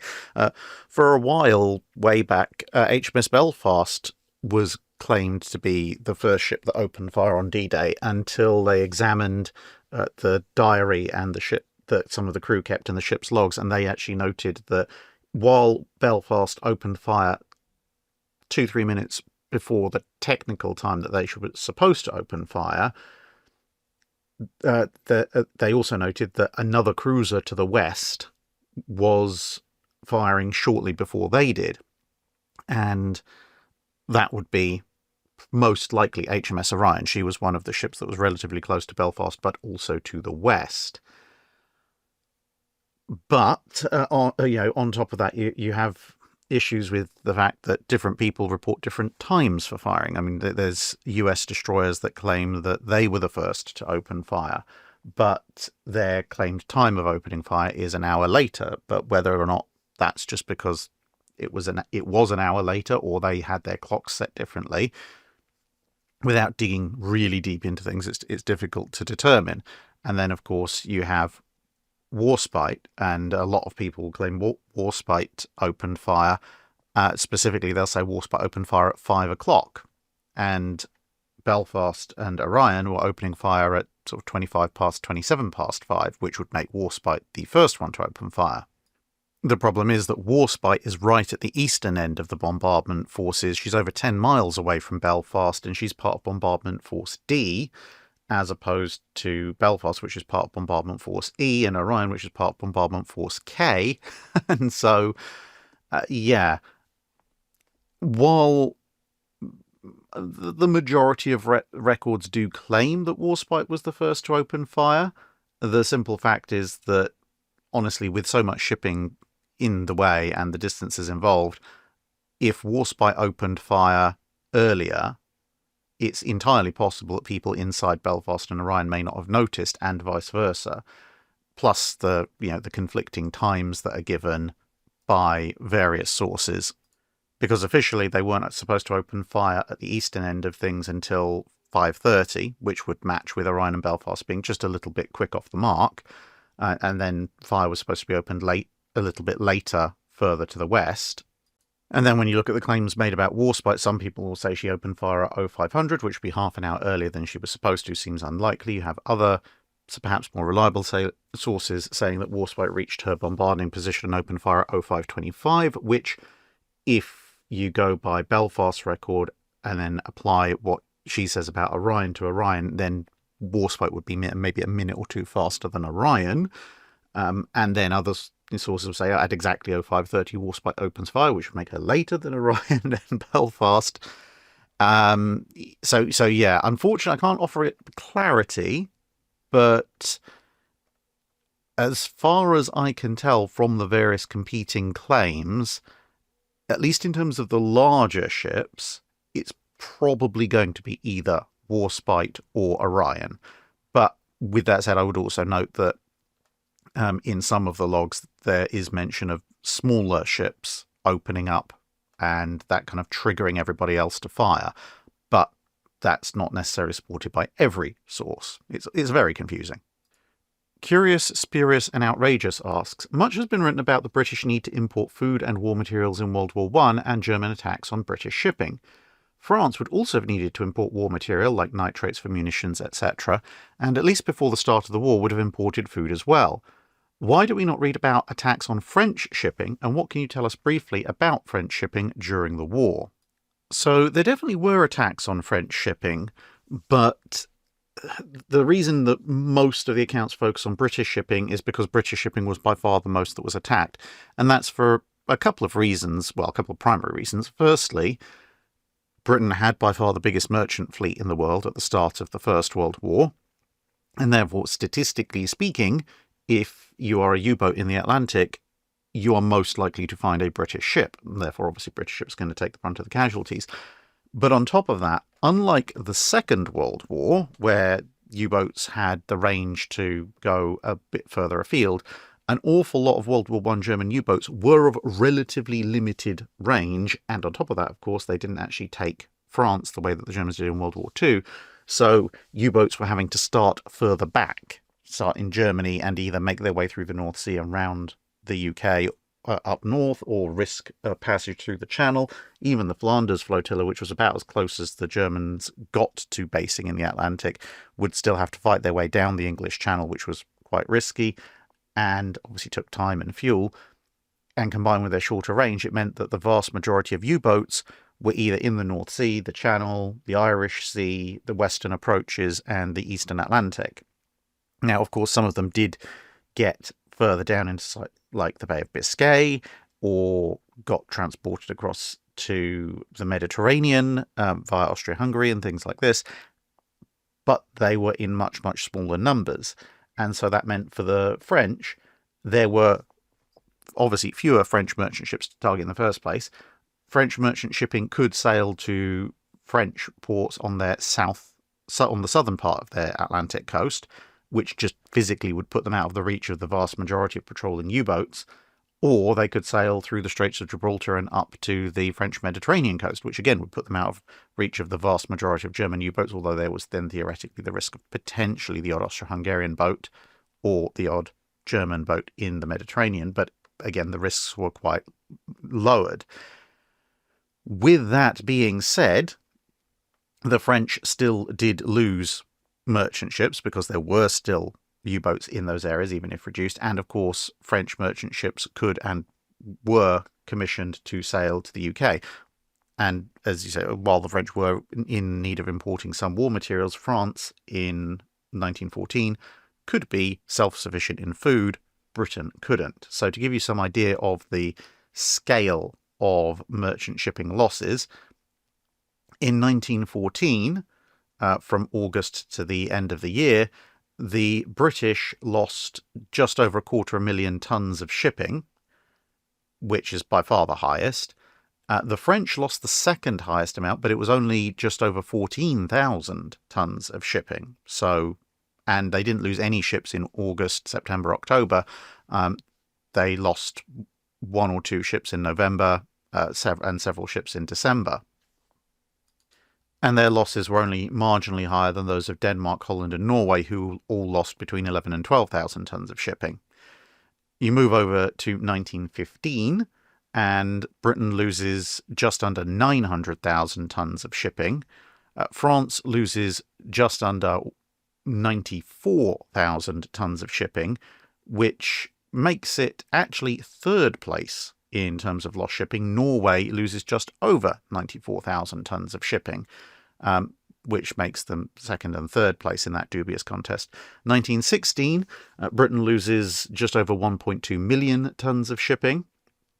The French lose just under 170,000 tons, which actually pushes them down into fourth place. In second place is still Norway, having lost just under 277,000 tons of shipping, because, of course, US are very active in the North Sea. Italy is actually in third place, having lost just over 233,000 tons of shipping, mostly due to obviously getting involved in the war in Austria-Hungary, being right there. 1917, the British lose just under 3.7 million tons of shipping. The French at this stage at this point have lost just under 460,000 tons of shipping in 1917. It was a really bad year to be a merchant ship, but they're still not actually in second. Second place is still Norway with just under 660,000 tons of shipping lost, although Italy has dropped into fourth, so France is in third at that point. And Greece actually is coming in a strong fifth with just over 236,000 tons of shipping lost. And then you move into 1918 for obviously the final year of the war. Britain loses 1.6 million tons of shipping.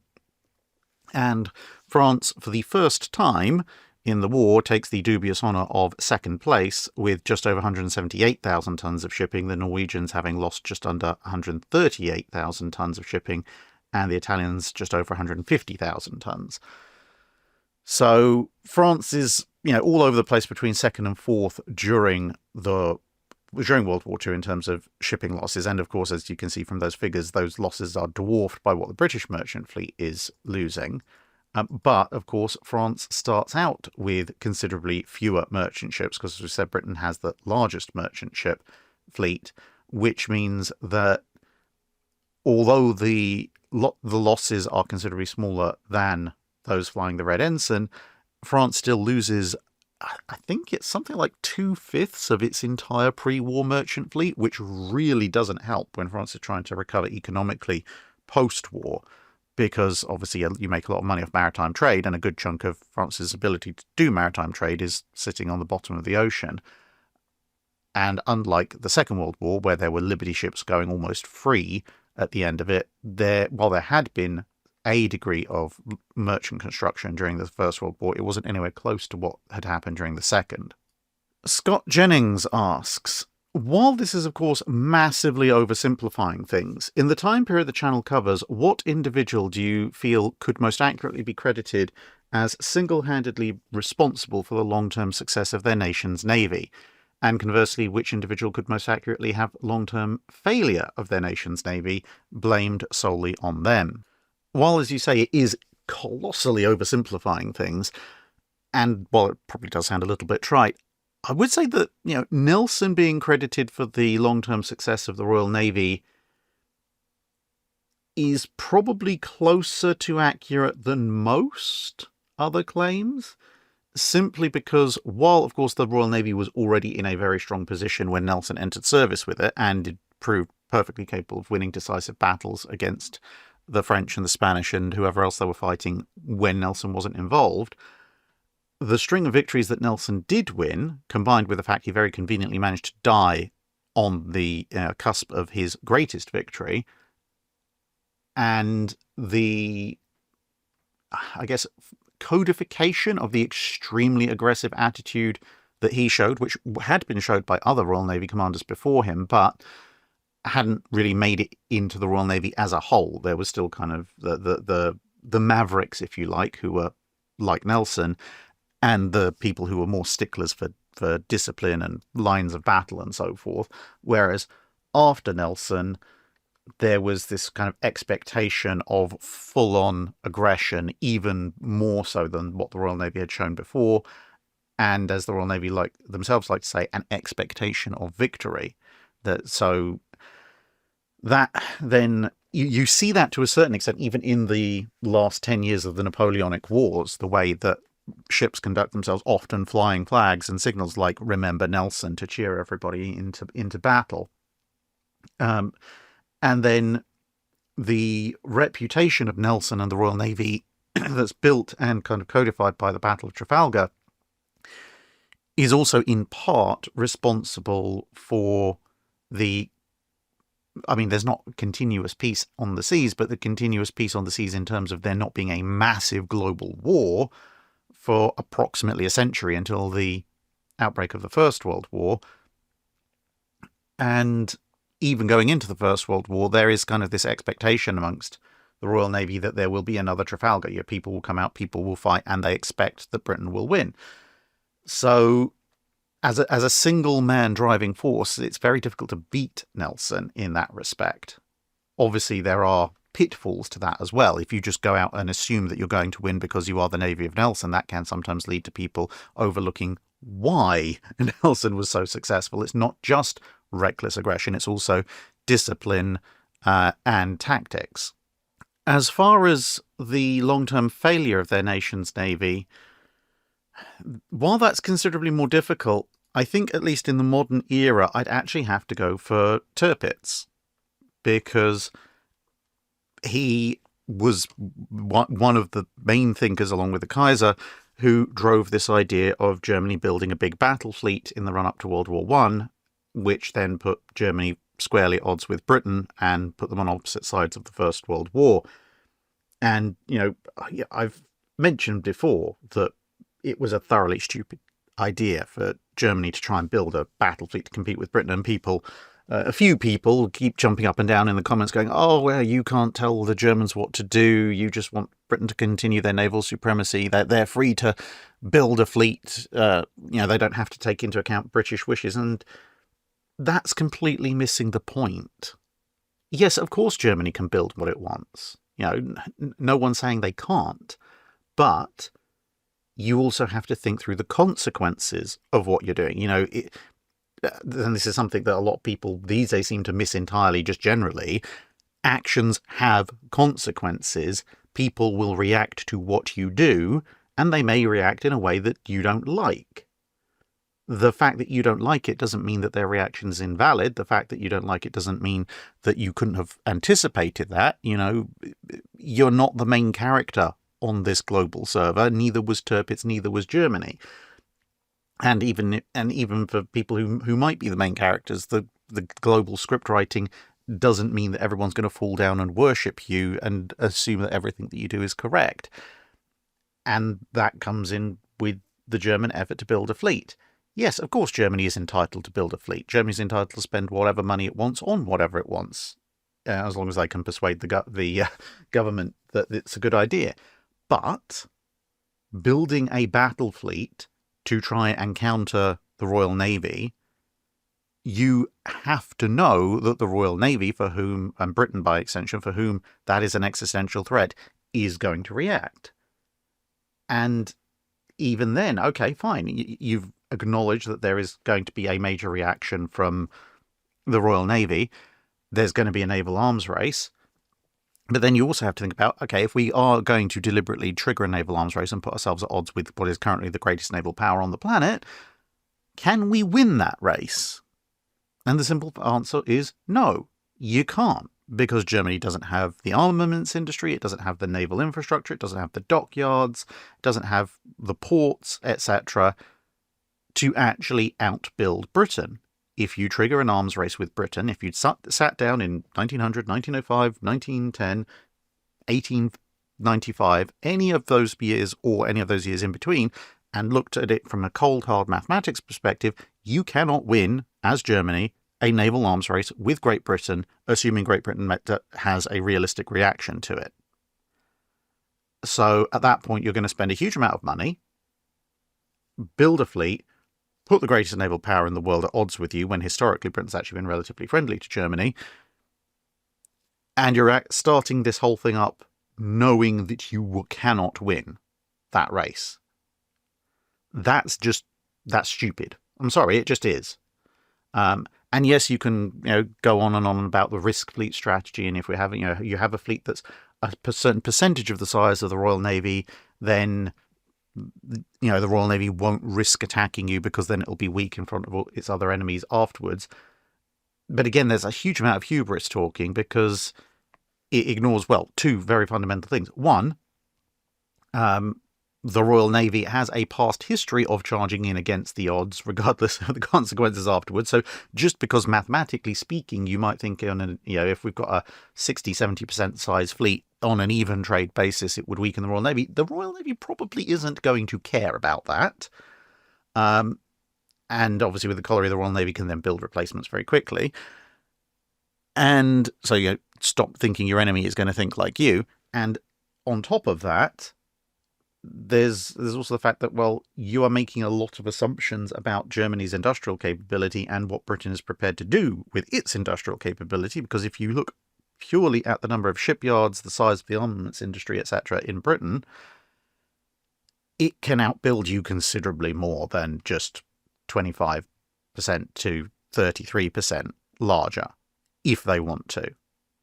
And, well, generally speaking, if you give someone an existential threat, they tend to react fairly strongly to that. And that's exactly what happened. So, yeah, I think, Tirpitz is probably, of all the people, maybe you can make an argument for the Kaiser because he authorised it, but Tirpitz came up with the idea and pushed for it. He's probably responsible for the fact that the German fleet has a very brief emergence as the second navy on the planet, and then that pretty much goes away and never comes back again, simply because he allowed hubris and wishful thinking to cloud his judgment as to what exactly his risk fleet strategy would actually entail. Because, I don't think anyone doing a cold, hard analysis could come to any conclusion other than it's not going to end well for Germany, and it didn't. And ultimately, if you're supposed to be working in the national interest, try not to set yourself up for devastating failure. Brian W. asks, the interwar period saw many naval warships converted from coal to oil firing, Texas being an example. At the start of World War II, were there any naval vessels among the belligerents that still used coal-fired warships? And on a similar note, were any of the Atlantic convoy merchant ships still using coal? In terms of the merchant ships, yes, there absolutely were coal-powered merchant ships in World War II, because, well, merchant ships tended to have relatively long lifespans. They tend to be run until they basically are broken. And the expense of upgrading the boilers, the bunkers, etc. of an old merchant ship from coal to oil, a lot of the time it just didn't make economic sense. It made more sense to just keep running them until they just didn't work anymore. And ultimately, coal was, relatively speaking, cheap compared to oil. Now, of course, you did have larger manpower requirements, but that's a balancing act financially that various companies would have to do. You've also got the factor that, merchant ships as a whole, while you do have some of the latest and greatest merchant ships, which will be using oil fuel, there's a huge swathe of different merchant ships present in both world wars. I mean, in World War I, there were various merchant ships that are known to have been sailing around, literally sailing around, purely powered by sail, maybe in some cases with an auxiliary steam engine or something like that, but primarily sailing around like it was the 18th century.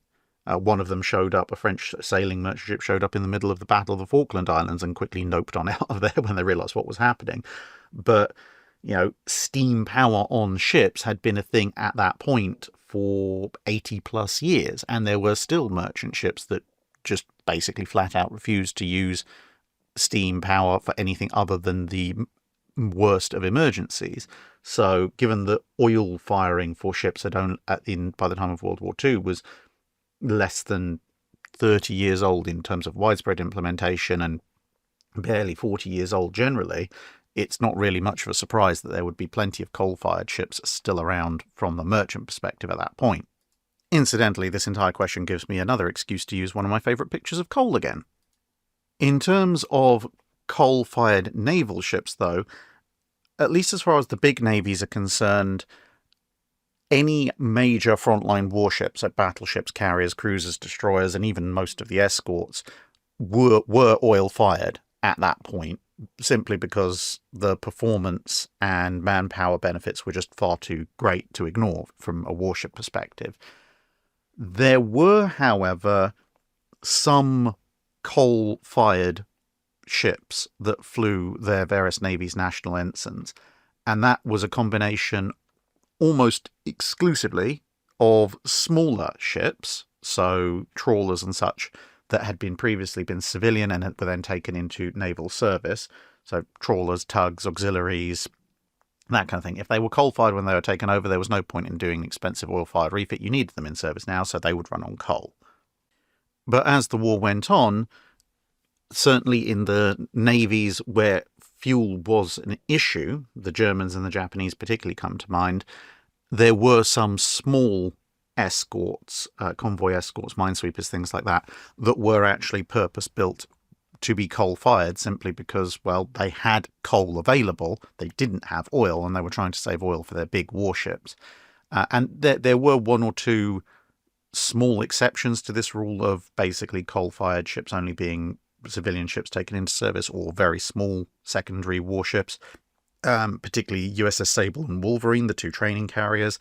They were coal-fired, albeit, they're operating on the Great Lakes well away from any enemy action, and they are conversions from merchant vessels, but they're fairly substantial vessels.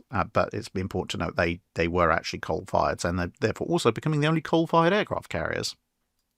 Eric Van Dooting asks, are there any plans to do a series on the 1943 Solomons naval battles as a sort of follow-up to the Guadalcanal series? Potentially.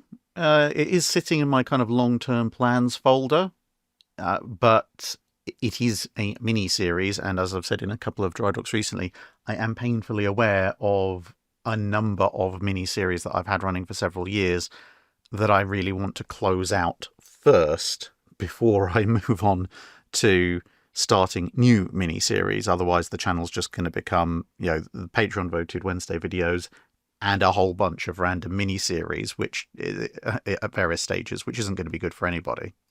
Camino John asks, given the external tubes that could be found on the T, U, and Amphion classes, why did someone not just go all in and mount every torpedo in tubes outside of the pressure hull? Given the fire control computer torpedo setup allowed for an offset where your boat could be pointing in one direction, but once launched, the torpedo could turn to port or starboard and then straighten out, I could see either a horizontal arrangement where tubes are offset pointing port or starboard in a herringbone pattern, or placed in a line, port and starboard, but tilted upwards so you could stack more in a row. Similar to how the US Navy installed Tomahawk missiles on the Los Angeles class. I can see the complexities, however. If every torpedo was in its own tube, with a reduction in the necessary space forward and aft, plus the reduced need for crew to load the torpedoes, plus the ability to launch all 20 or 30 potentially torpedoes quickly at multiple targets before you get away, I'd see this as maybe a benefit in attacking a large convoy or task force. There are a few major drawbacks with the idea, unfortunately. While the reloading mechanisms and the crew requirements to reload the torpedo tubes do take up a certain amount of weight, if you're going with purely external tubes, remember that each tube weighs a fair amount, and each tube has to then be connected to the fire control equipment, which is going to add a lot more weight. And once you start doing that for more than a handful of tubes, the amount of weight you're having just in the form of the external tubes and their associated equipment is going to be, considerably in excess of a few reloadable tubes and lots of torpedoes to reload. And then submarines of that time, even something the size of the US fleet boats, are still relatively small in terms of internal volume. And so sticking loads and loads and loads of fixed torpedo tubes is going to create issues, both in terms of overall weight and in internal mass, internal volume, the space taken up, etc. Because if you're going to start stacking torpedo tubes, at an angled VLS style or port starboard, etc., you're going to need a pretty large submarine to fit those in. And you look at the length of the torpedo tubes on preserved World War II era submarines and compare that to the width and the height of the pressure hull, and you'll very quickly start to see the problem. You also have maintenance issues because obviously, normally when you go out to sea, you might have some torpedoes loaded in your tubes, but they'll be the first that you fire. The rest of your torpedoes are on board the sub. They can be looked at, they can be maintained, they're kept in, well, not necessarily a completely dry environment, it's quite humid on a sub, but a much drier environment than the sea. Whereas with external tubes, once the torpedo goes in, you can't do any maintenance. You don't know necessarily if that is going to work, if it's developed any faults, if it gets bashed around a bit, there's nothing really you can do about that. If the torpedo tube suffers a malfunction or something and floods, again, not a lot you can do. So and if you don't use that torpedo, then it's going to have gone through all that experience in a much more hostile environment than it would do if it was inside the sub's pressure hull.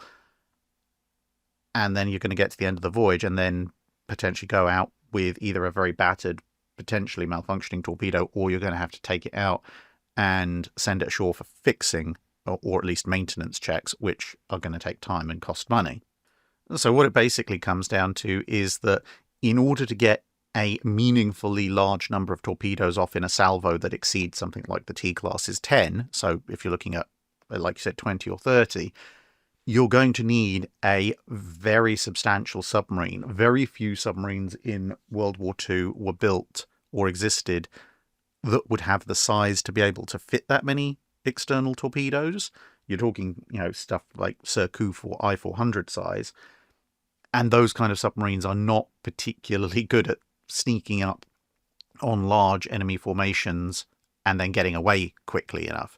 And there's also the issue of torpedo range. I've got a video coming out hopefully soon where I try and explain a little bit about why, even if your torpedo has a notional range of 8, 10, 12,000 yards, you want to fire that torpedo considerably closer. And while, yes, convoys are made up of lots of ships in close formation, relatively speaking, in terms of launching torpedoes at multiple ships, convoys aren't usually so compact that launching a spread of 20 or 30 torpedoes is going to do all that much more than launching a spread of 6 or 8 torpedoes. Andre de Coult asks, could you please give a few more notable examples of successful torpedo aircraft attacks by the British in World War II, other than Taranto and Bismarck? Sure, there's quite a few. Here's Vittorio Veneto, as you can see, somewhat down by the stern, having taken a stern shot from British torpedo aircraft in the daylight element of the Battle of Cape Matapan. Now, in her particular case, she was able to get away in the end, but it did require a fair bit of repair work. And of course, during that same engagement, the Swordfish managed to score a hit on the cruiser Pola, stopping her dead in the water and thus setting up the nighttime engagement, which is the more famous bit of the Battle of Cape Matapan, resulting in the Italians losing 3 Zara-class cruisers, amongst other things. So that was a fairly successful set of strikes. There's a torpedo attack by a Beaufort torpedo bomber on the battleship Gneisenau while she was in Brest. Again, it didn't finish off Gneisenau, but did do major damage, almost sank the ship, put her in repairs for a considerable amount of time, and was one of the major factors as to why the Germans decided to undertake the Channel Dash, because it was obviously very unsafe for the ships to remain in Brest. In the immediate aftermath of the gunfire attack on the French fleet at Mers el Kebir, a Swordfish from Ark Royal put a torpedo into the Dunkerque, which in and of itself did a fair bit of damage, but also managed to sink a ship that was loaded with depth charges alongside Dunkirk, which did even more damage, which obviously had a beneficial effect for the British of keeping Dunkirk out of any potential action for quite a while. Lutzow was struck by another Beaufort while she was at sea in the North Sea, and she was put out of action for about 6 months. Another Beaufort hit and badly damaged the cruiser Trento in the Mediterranean, which then allowed Trento to be finished off by a submarine because it was under tow and going very slowly at that point, understandably. And those are just some of the more successful strikes on larger vessels. There were also plenty of submarines and destroyers that were hit by British torpedo bombers, and an awful lot of merchant ships as well. Not every torpedo attack went perfectly or even successfully at all, obviously. That is the fortunes of war. But there were a good number of ships sunk by bowfighters, Beauforts, Swordfish, even the occasional Albacore, and believe it or not, even the occasional Wellington, all dropping torpedoes on things. Gabriel A. Hawkins asks, in a previous Drydock, you mentioned that 22 Americans joined the Royal Navy as officers during World War II. Were such men subject to the same promotional structure and awards as other Royal Navy officers? And do you know if any of the American officers distinguished themselves? Do you imagine it was difficult for enlisted men and subordinates to take orders from Americans, given our perceived penchant for thinking that we know everything? So, for the first bit, yes, they were subject to exactly the same promotional structure and awards as any other Royal Navy officer, because as far as the Royal Navy administration was concerned, they were just another Royal Navy officer. Where exactly they came from, well, it didn't matter generally, but it especially officially didn't matter when it came to the Americans, because, of course, the Royal Navy had people from Australia, New Zealand, Canada, all sorts of parts of the British Empire, as well as, of course, one notorious Prince Philip from Greece on their rolls. So having a bunch of Americans in, they're going to have exactly the same promotional opportunities and eligibility for medals and so forth as anybody else.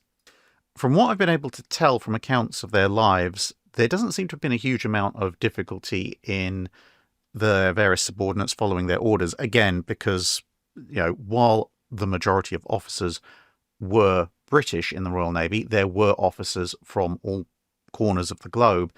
And so someone having a slightly different accent wasn't in and of itself, a major problem for the vast majority of Royal Navy crewmen.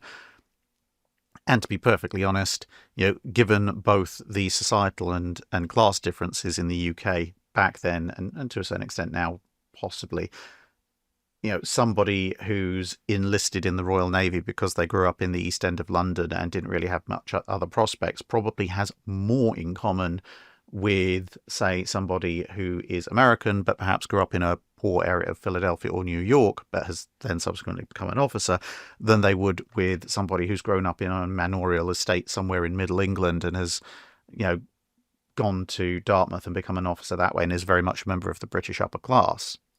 In terms of distinguishing themselves, they all seem to have reasonably decent careers. Quite a number of them understandably transferred back into the US Armed Forces once the United States joined the Second World War, so for some of them their time in the Royal Navy was brief. But I think probably 3 stand out of the 22, which I'd say definitely distinguished themselves above and beyond. So one was Derek Armitage Lee, and at the end of the war, he was actually given the Legion of Merit, which is, of course, a US award. But the citation is interesting because it says he took part in a lot of behind-the-lines operations in the Pacific theatre.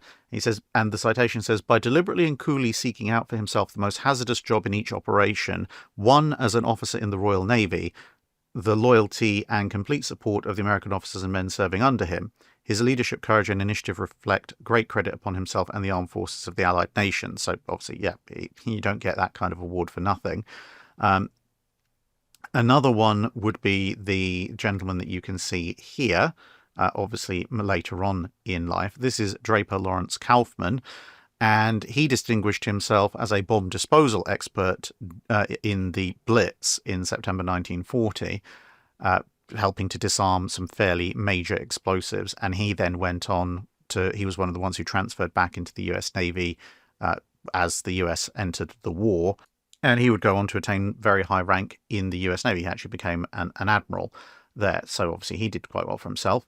And then the last one I would point out very quickly would be Alex Henry Cherry, who became an anti-submarine warfare specialist. He actually served in Captain Walker's second escort force during the Normandy invasion period, so towards the end of Captain Walker's life. And he's one of the ones who actually stayed with the Royal Navy during the entire war. And at the end of the war, in 1946, he was awarded an Order of the British Empire. So he obviously had done quite well for himself there. Michael Gilson asks, if you wanted to build a working model of an early submarine like a Holland, Would the powertrain off of a hybrid car be a good choice for an engine? Assuming you could replace the lithium-ion batteries with lead-acid ones, of course. Trying to build a manned submersible with lithium-ion batteries sounds like a particularly grisly way to commit suicide. I mean, to be perfectly honest, getting water into lead-acid batteries probably isn't going to end very well for you either. So if you were going to do it, I wouldn't worry too much about the LiPo batteries or Li-ion batteries, because if you get substantial amounts of water into them to the point that you have significant issues, you probably have even bigger issues than that, like the fact there's a massive leak in the boat.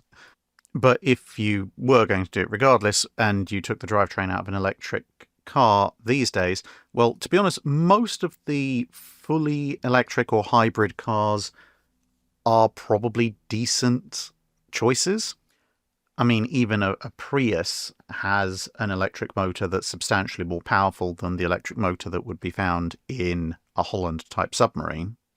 And all but the smallest of hybrids are going to have battery packs which have a kilowatt-hour capacity that's well in excess of something like a Holland class, which I think, if I'm doing the mathematics correctly, has about a 2 kilowatt-hour battery storage, which would mean that, anything with any kind of substantial hybrid drivetrain, maybe with a 8, 10, 15 kilowatt hour battery, so even a very short range hybrid, is still going to give you massively more power. I mean, if you're using an absolutely bare minimum hybrid, something that's only maybe got a 10, 20 mile range and is essentially primarily a petrol driven vehicle that happens to have an auxiliary electric capacity for very short distances, then you might need a couple of those battery packs to match or exceed it.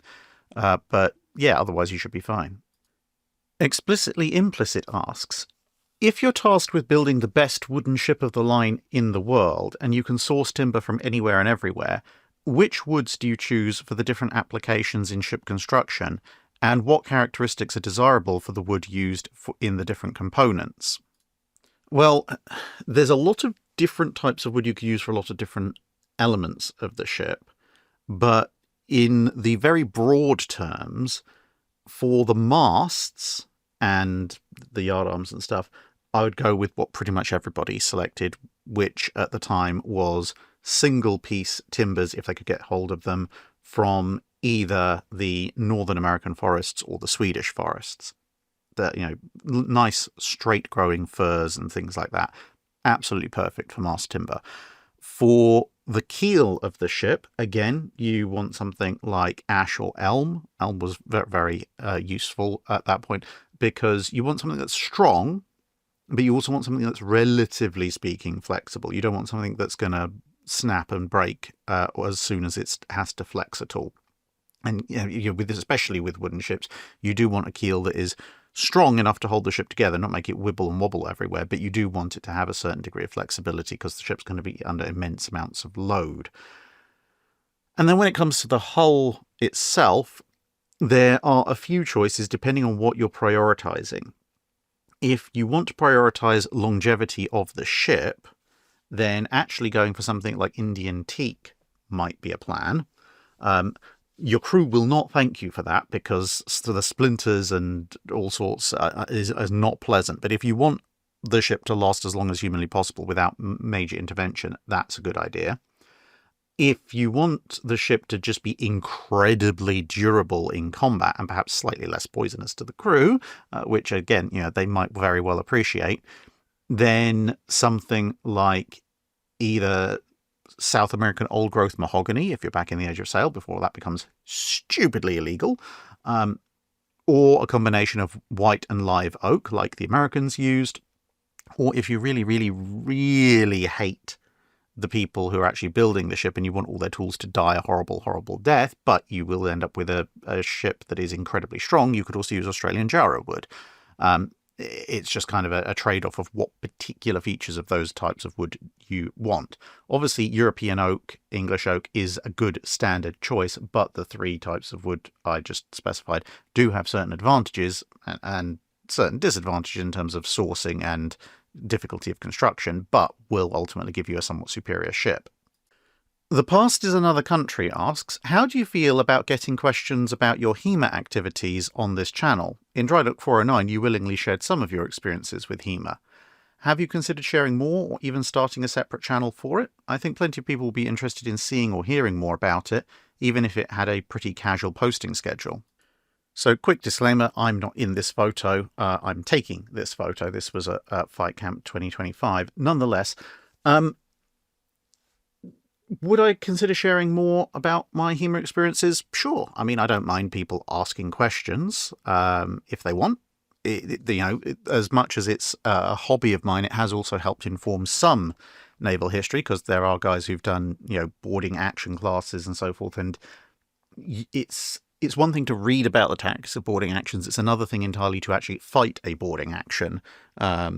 Albeit obviously with blunted weapons, so no one dies in actual fact at the end, but it gives you a chance to experiment with tactics and see how they actually work for real, as well as, of course, when you go further back to medieval naval combat, straight up, fights back and forth, hand to hand, with weaponry was part of naval battles, and obviously that helps there. And naval cutlass and saber drills are definitely still a thing, as are boarding actions and naval brigades and so forth ashore in the 18th, 19th, and even early 20th centuries. So, there is a certain amount of crossover. So, yeah, if people want to ask, feel free to ask. As far as doing a separate channel for it, I'm not sure, to be honest, because there are a reasonable number of channels that either directly or as part of their coverage already talk about HEMA, and most of those people have considerably more experience than I do. Matt Easton, for example, he runs the Schola Gladiatoria channel, also runs Fight Camp, and he is an expert in both HEMA and sword-based history, and he knows far more than I ever will. So I would have a limited ability to talk about HEMA. I mean, admittedly, it might be interesting to some people, because I do use a wide variety of equipment. A lot of people will specialize in one or two things. I tend to try and learn a little bit about fighting with almost everything, except for saber. Not Hungarian saber. I like Hungarian saber, but the kind of classic 18th, 19th century saber, I just never have gotten on with the blasted things.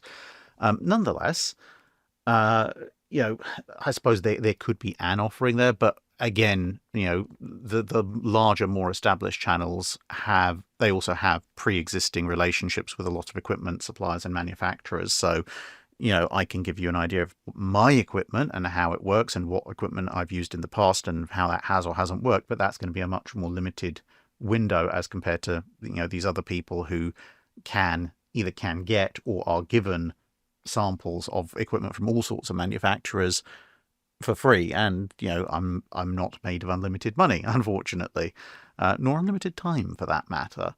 And this channel does take up a fair chunk of time. I think I've put a lot of hours into it, so it's maybe a potential down the line. I have a short list of 3 or 4 other channel ideas completely divorced from naval history that I've thought of doing at various points, but again, it just comes down to time. Unless I want to become working 14 hours a day on 16 different YouTube channels or something, something's going to have to change quite majorly before I start another channel.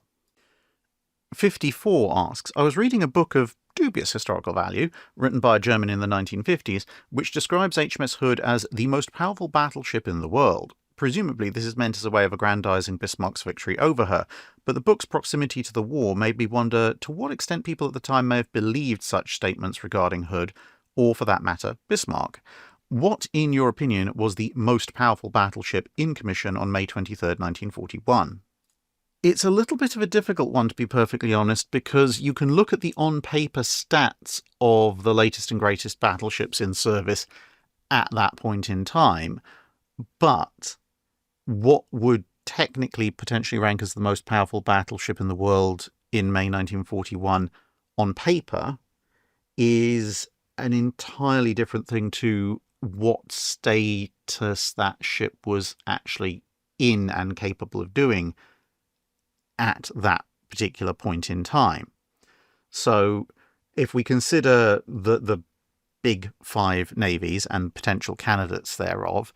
So you've got the Japanese. Well, Yamato is not yet commissioned, so then their next most powerful ship would be Nagato, but I don't think Nagato is even the most powerful ship of the early 1920s ships, so it's definitely not going to be a Japanese ship. You can look at the French, and then the French, of course, have technically commissioned Richelieu, as you can see here, although this is Richelieu from later in the war. But while I do like the Richelieus, and I think they are probably a good, strong candidate on paper, they've got a decent armour scheme. They have a fairly powerful main battery, it's all ahead, and they are pretty quick, one of the fastest modern battleships of the period. There's also the fact that in May 1941, Richelieu is not really fully operational and still has a number of issues. So on paper, she's a strong candidate. In practice, maybe not so much. For the Italians, well, I think we can ignore the refitted dreadnoughts. They're definitely not contenders for the world's most powerful battleship. The Littorios, though, like the Richelieus, are pretty quick, 15-inch armament, and they have been in commission for a while. They are fully operational, which is a plus they have that the Richelieu does not. However, they do have this somewhat varying issue in terms of accuracy, where sometimes their guns have a really good spread and sometimes they don't.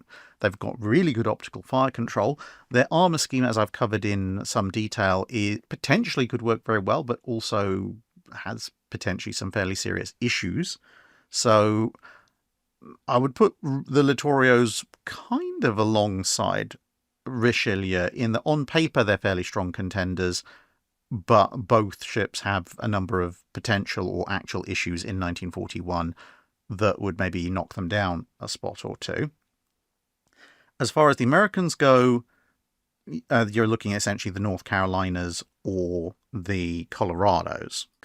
And again, we're kind of left with a similar situation in that on paper, the North Carolinas are pretty powerful. They've got the heaviest main battery of any ship we've looked at thus far. They're not as fast as either Richelieu or Littorio.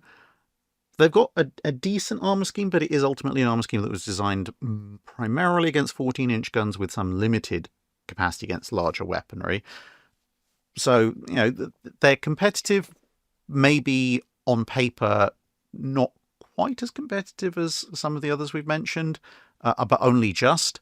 On the other hand, they don't have the gun issues that Richelieu and Littorio have, which is a plus. On the other hand, they have literally just commissioned, and they are, you know, they have those very, very problematic vibration issues at this point. So practically speaking, probably not the best thing to take into battle in May 1941.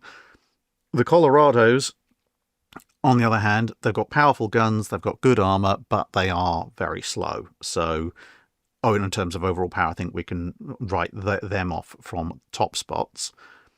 And that leaves us with Germany and Britain. The Scharnhorsts, obviously 11-inch guns, we're the best one in the world. Much as I love the Scharnhorsts, they're not going to be the most powerful battleship in May 1941. The Bismarck is, of course, one of the contenders.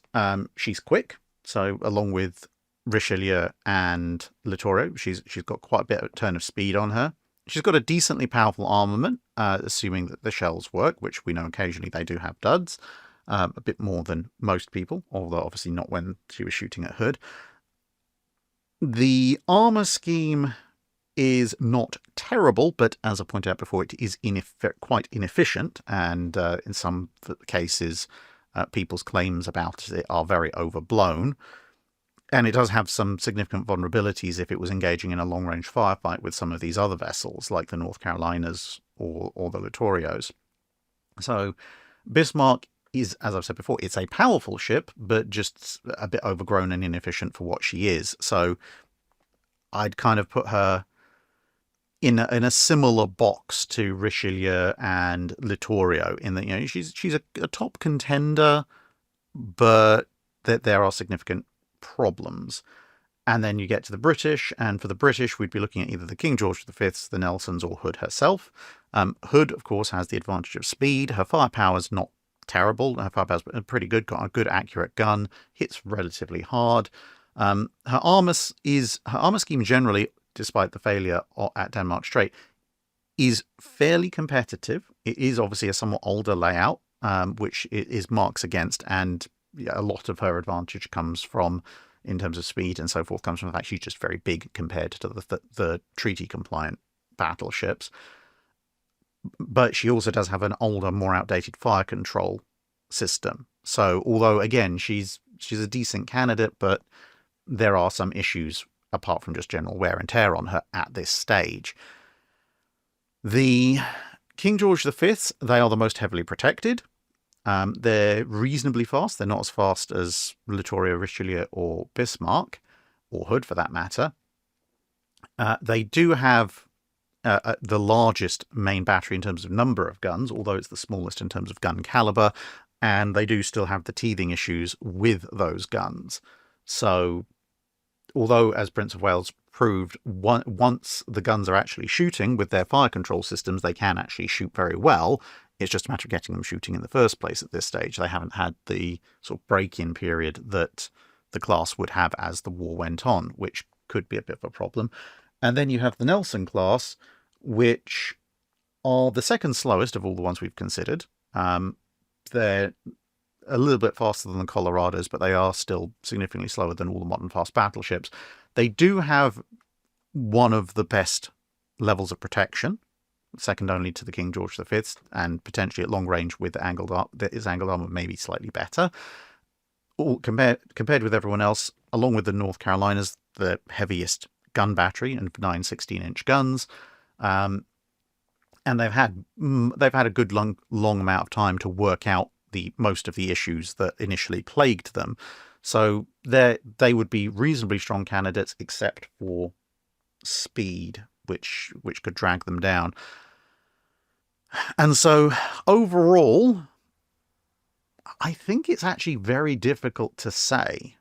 On paper, statistically, you could maybe choose 2, maybe 3 candidates for top spot, and then fight it out from there. But the thing is, even with the on-paper candidates, the simple fact is in May 1941, almost all the ships that you would on paper mark up as maybe the top 3 most powerful all actually have some fairly major issues that they need to work out. And some of those issues will be worked out, some of them maybe not so much.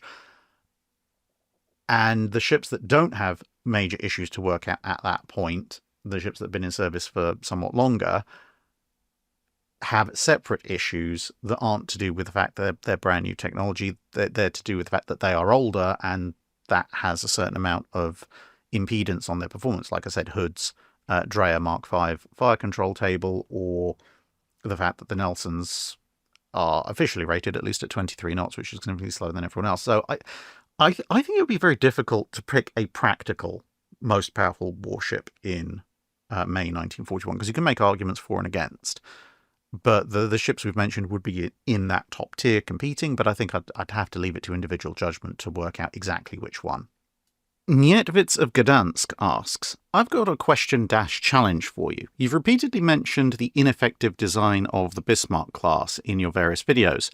In my opinion, German engineers aren't stupid, so they didn't waste the displacement, but rather they placed it in a less obvious place. Where did this over-the-treaty displacement go? And what advantages did the Bismarck class provide over a 35,000-ton ship?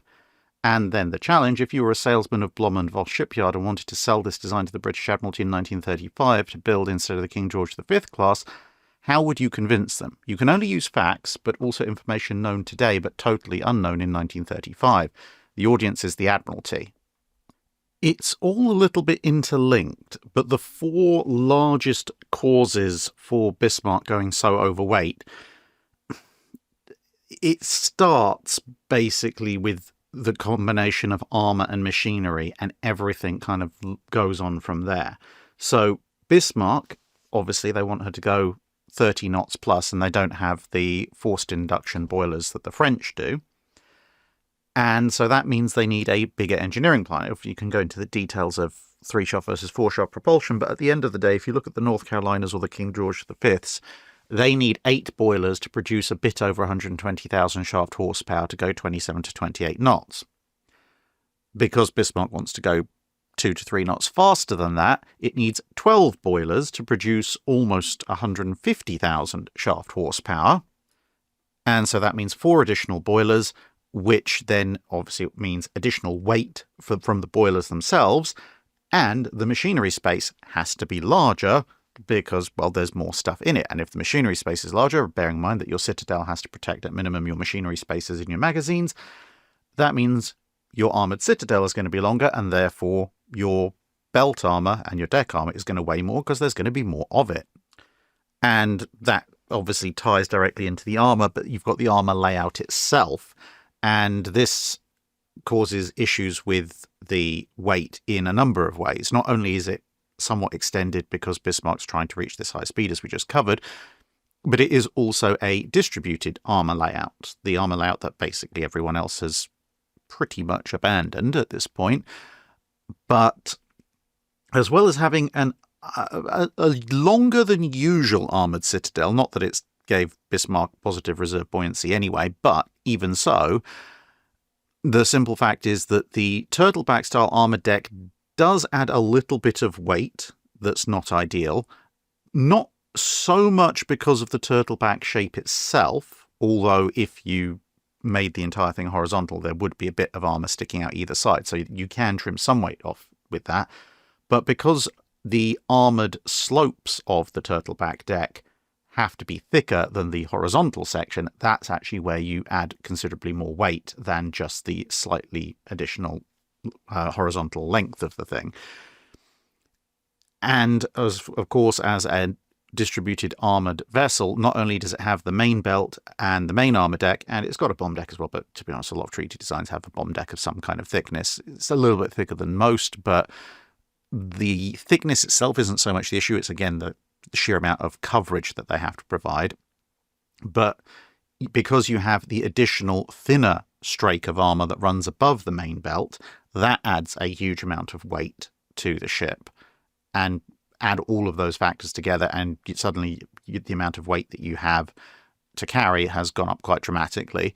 You've also got the secondary battery, because the secondary battery weighs about 25% more than the secondary battery of a North Carolina or a South Dakota or even an Iowa.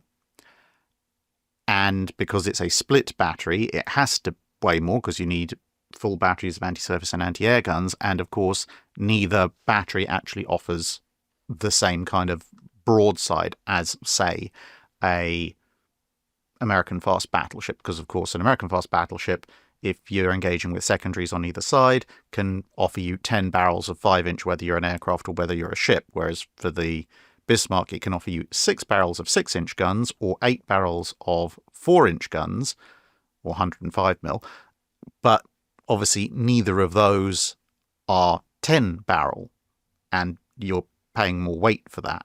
Related to that, to a certain extent, is also the choice of main armament, not the choice necessarily of the 15-inch gun, but the choice of the 4 twin turrets, because ultimately, there's a lot of arguments back and forth whether you go for 4 twins or 3 triples, but one of the advantages of 3 triples is that for the same gun caliber, 3 triple turrets normally take up less space, less area and less length than 4 twins, which again factors into the overall length of the citadel, which of course then requires armouring, which puts the weight up again. Bismarck, sometimes we're like, oh yeah, so I had almost 20,000 tons put into its armour protection. Well, yes, but an awful lot of that was completely ineffective in a straight up battleship combat.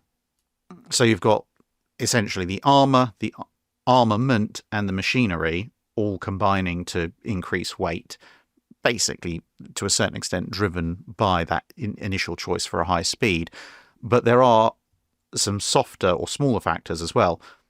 There's some of the systems which are made hilariously redundant. As I've mentioned previously on the channel, some people like to say, oh yes, well, look at Bismarck's fantastic pumping capacity and all the redundancy that's built into that. And yes, Bismarck does have one of the highest pumping capacities of a battleship of the period, which I kind of counter with, well, past a certain point, there's not really a huge point in putting in all these expensive and heavy pump systems, because if you are in a situation where you're letting in half your displacement in water every arbitrary unit of time, whether it be 15 minutes, half an hour, whatever, at that point you have much bigger problems, and the fact that you theoretically have the pumping capacity to deal with that is not going to save you, because one, it means your ship looks like a Swiss cheese, and two, whatever made your ship look like a Swiss cheese has almost certainly destroyed most of your pumping capacity as well.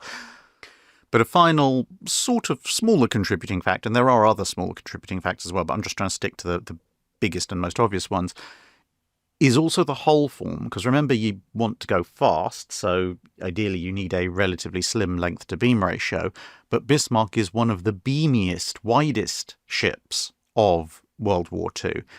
And the reason for that is that whereas if you're looking at an international style navy like the US Navy or the Royal Navy, one of the single biggest things on their mind is the Panama Canal maximum width at the time. For the Germans, width isn't a problem, but it is still canal limited. It's the Kiel Canal. The Kiel Canal is actually more than wide enough to accommodate any reasonable width of ship at the time, but it does have some issues with depth. And thus, for something like Bismarck, with the amount of displacement you've now stuck on the thing, in order to maintain your draft at a shallow enough point that you can comfortably navigate the Kiel Canal, you have to make the ship beamier. And if you make the ship beamier, then would necessarily otherwise be ideal for your projected speed, that means that you are going to end up having a slightly less efficient hull form, which is going to require a bit more power to push you through the water. And obviously, as we said, more power means more machinery, bigger machinery, which means a bigger ship, which means a longer citadel, and off goes the destructive circle. Which is one of the reasons why in my, if I was going to redesign Bismarck video that I did years ago, just switching from 4 twins to 3 triples and switching from distributed turtle back armor to all or nothing, it reduces, even with the idea of maintaining a 30-knot speed, it reduces the citadel length and the overall weight of armor that you need to protect each foot of citadel by so much that just doing that, even before revising the secondary battery and so forth, drops Bismarck's displacement by more than half of what you need to get to 35,000 tons. As far as trying to sell it to the Admiralty in 1935, it's not going to work, basically. Partly because in 1935 the Royal Navy is still obsessed with trying to adhere to the treaty limitations on displacement, even though the naval treaty system has technically just collapsed. That's why, for example, the Lion class are initially designed at 35,000 tons. So trying to sell them on something that is, well over 40,000 tons, in fact, depending on whether you're looking at Bismarck or Tirpitz, somewhere between 42 and 44 to 45,000 tons, it's a non-starter to begin with. But even that aside, even if we assume that the Admiralty is going to go, okay, fine, we'll accept the increased weight, because ultimately, obviously, they do revise the Lion class design to a higher weight and so forth. They're going to look at it and go, okay, well, what is this? A 30-knot battleship with 8 15-inch guns. Okay, well, let's see how we can design one of those ourselves and compare to see how efficient your design is. And they're going to go, okay, 8 15-inch guns, 30 knots. Yeah, this is beginning to sound like something we can do. Oh, wait, Vanguard. Now, of course, Vanguard wasn't a design that was drawn up in 35. She was drawn up a few years later. But ultimately, you look at Vanguard and she displaces, similar to Tirpitz more so than Bismarck, because obviously she has a bunch of late war stuff, but she's around about the same size, but she uses considerably less shaft horsepower because she has a more efficient hull design. They've got approximately the same range. They go at the same speed. Obviously, Vanguard has the late war radar setup, etc. They've both got four twin 15-inch gun turrets. Vanguard, of course, has the dual-purpose armament, so she has 2 more barrels for anti-surface work than Bismarck, the same number of barrels as Bismarck for anti-air work, but those barrels are heavier. You can ignore the medium and light AA for the minute, but also, of course, Vanguard has an all-or-nothing design with a thicker belt, thicker deck, etc., than Bismarck. She's just overall a better design. So the Royal Navy, who are absolutely in favour of the all-or-nothing armour design, if they took Bismarck and went, okay, how would we change this? It's going to literally just be, okay, all-or-nothing armour and dual-purpose secondaries, at which point you've basically just got Vanguard. Vauquier asks, in the early years of the 1900s, von Tirpitz would often complain that the Kaiser requested odd or useless designs from the Admiralty.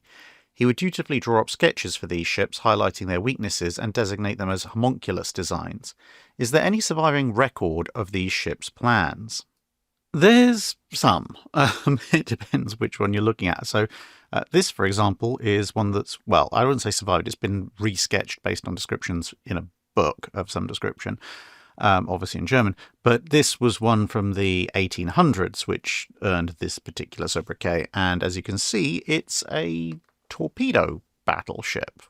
So, yeah, the Americans weren't entirely alone in designing those kinds of things. As you can see, no particularly major heavy gun, just lots of small guns, high speed, and a whole ton of torpedo tubes. But other designs that Tirpitz sketched up and was constantly poking holes in was essentially the Kaiser's obsession with trying to invent the fast battleship before technology actually allowed for it. So, he went on board, for example, the Italian Regia Elena class, and was like, yes, speed on a battleship, this is what I want. And he was constantly going on about wanting this single combined ship design that could be as fast as a cruiser, but as powerful as a battleship and as well protected as a battleship, which is one of the reasons why he really liked the idea of the battlecruiser once the battlecruiser came about. But simply put, you could do a sort of fast battleship, or at least a fast battleship for the period, once you had turbine power. You just weren't going to do a fast battleship worthy of the name with vertical triple expansion engines and coal. And even once you got to turbines, the mid-1910s is about when you can realistically pull it off in a major way without compromising on something somewhere. There's a few earlier designs, things like Fisher's X4 and stuff, but to be honest, even the X4 is to a certain extent taking advantage of the newness of the dreadnought concept. Yokosuka Girls Marine High School training vessel Harakaze asks, the Japanese Maritime Self-Defense Force have several ships that have some, shall we say, interesting modifications to permit emergency landings and very rare occasional emergency operations of F-35s if they just so happen to have engine issues or low fuel. And honestly, these ships aren't carriers because we have a treaty that says we won't have carriers again. We also happen to name one of them Cargo, but never mind. What are some ship conversions in the time period that the channel covers that every other country looked at and went, yeah, you're not fooling anyone. You're not even trying to hide the fact that's a warship? It's a bit difficult to find examples in the era the channel covers, mostly because during the vast majority of that period, there weren't any real restrictions that would force people to try and hide what a warship actually was, except for the treaty period. And to a certain extent, in a slightly different way, in the pre-World War I naval arms race. So the examples that you end up with from those periods would be things like the later era Japanese cruisers of the interwar period, so the Megamis especially, because the Japanese claimed that they were 10,000-ton cruisers, but any naval architect worth their salt looked at their overall size and dimensions and armament and, well, to paraphrase the words of one British naval architect, essentially the only way those things are 10,000 tons is if they're made out of paper. And, well, they were right. So, the Japanese weren't necessarily trying to hide the fact they were warships. They were trying to hide exactly what displacement and type of warship they were, but everyone who looked at them was just like, yeah, that's a complete lie. We know they're very significantly overweight.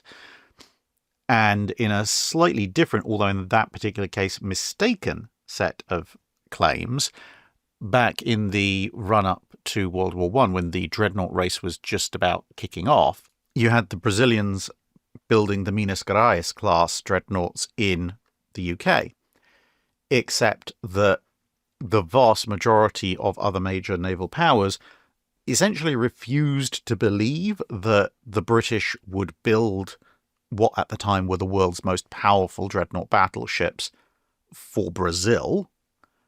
And a lot of them also refused to believe that Brazil could actually afford these things. So there was this massive conspiracy theory running through the media and not a few governments that essentially building the Minas Gerais class was some kind of fancy, elaborate shadow play by the British, which they'd somehow enlisted the Brazilians in, to pretend to build these ships for Brazil, and obviously then lull everyone into a full sense of security about how many ships Britain was building.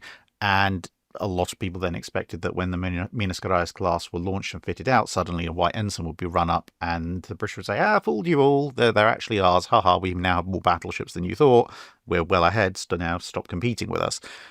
As it turned out, the Brazilians did actually genuinely order and wanted those ships, and they got them, but it took a bit of convincing for everyone else to come to accept that fact.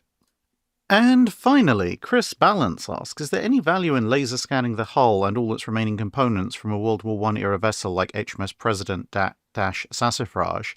It looks like she's now going to be broken up.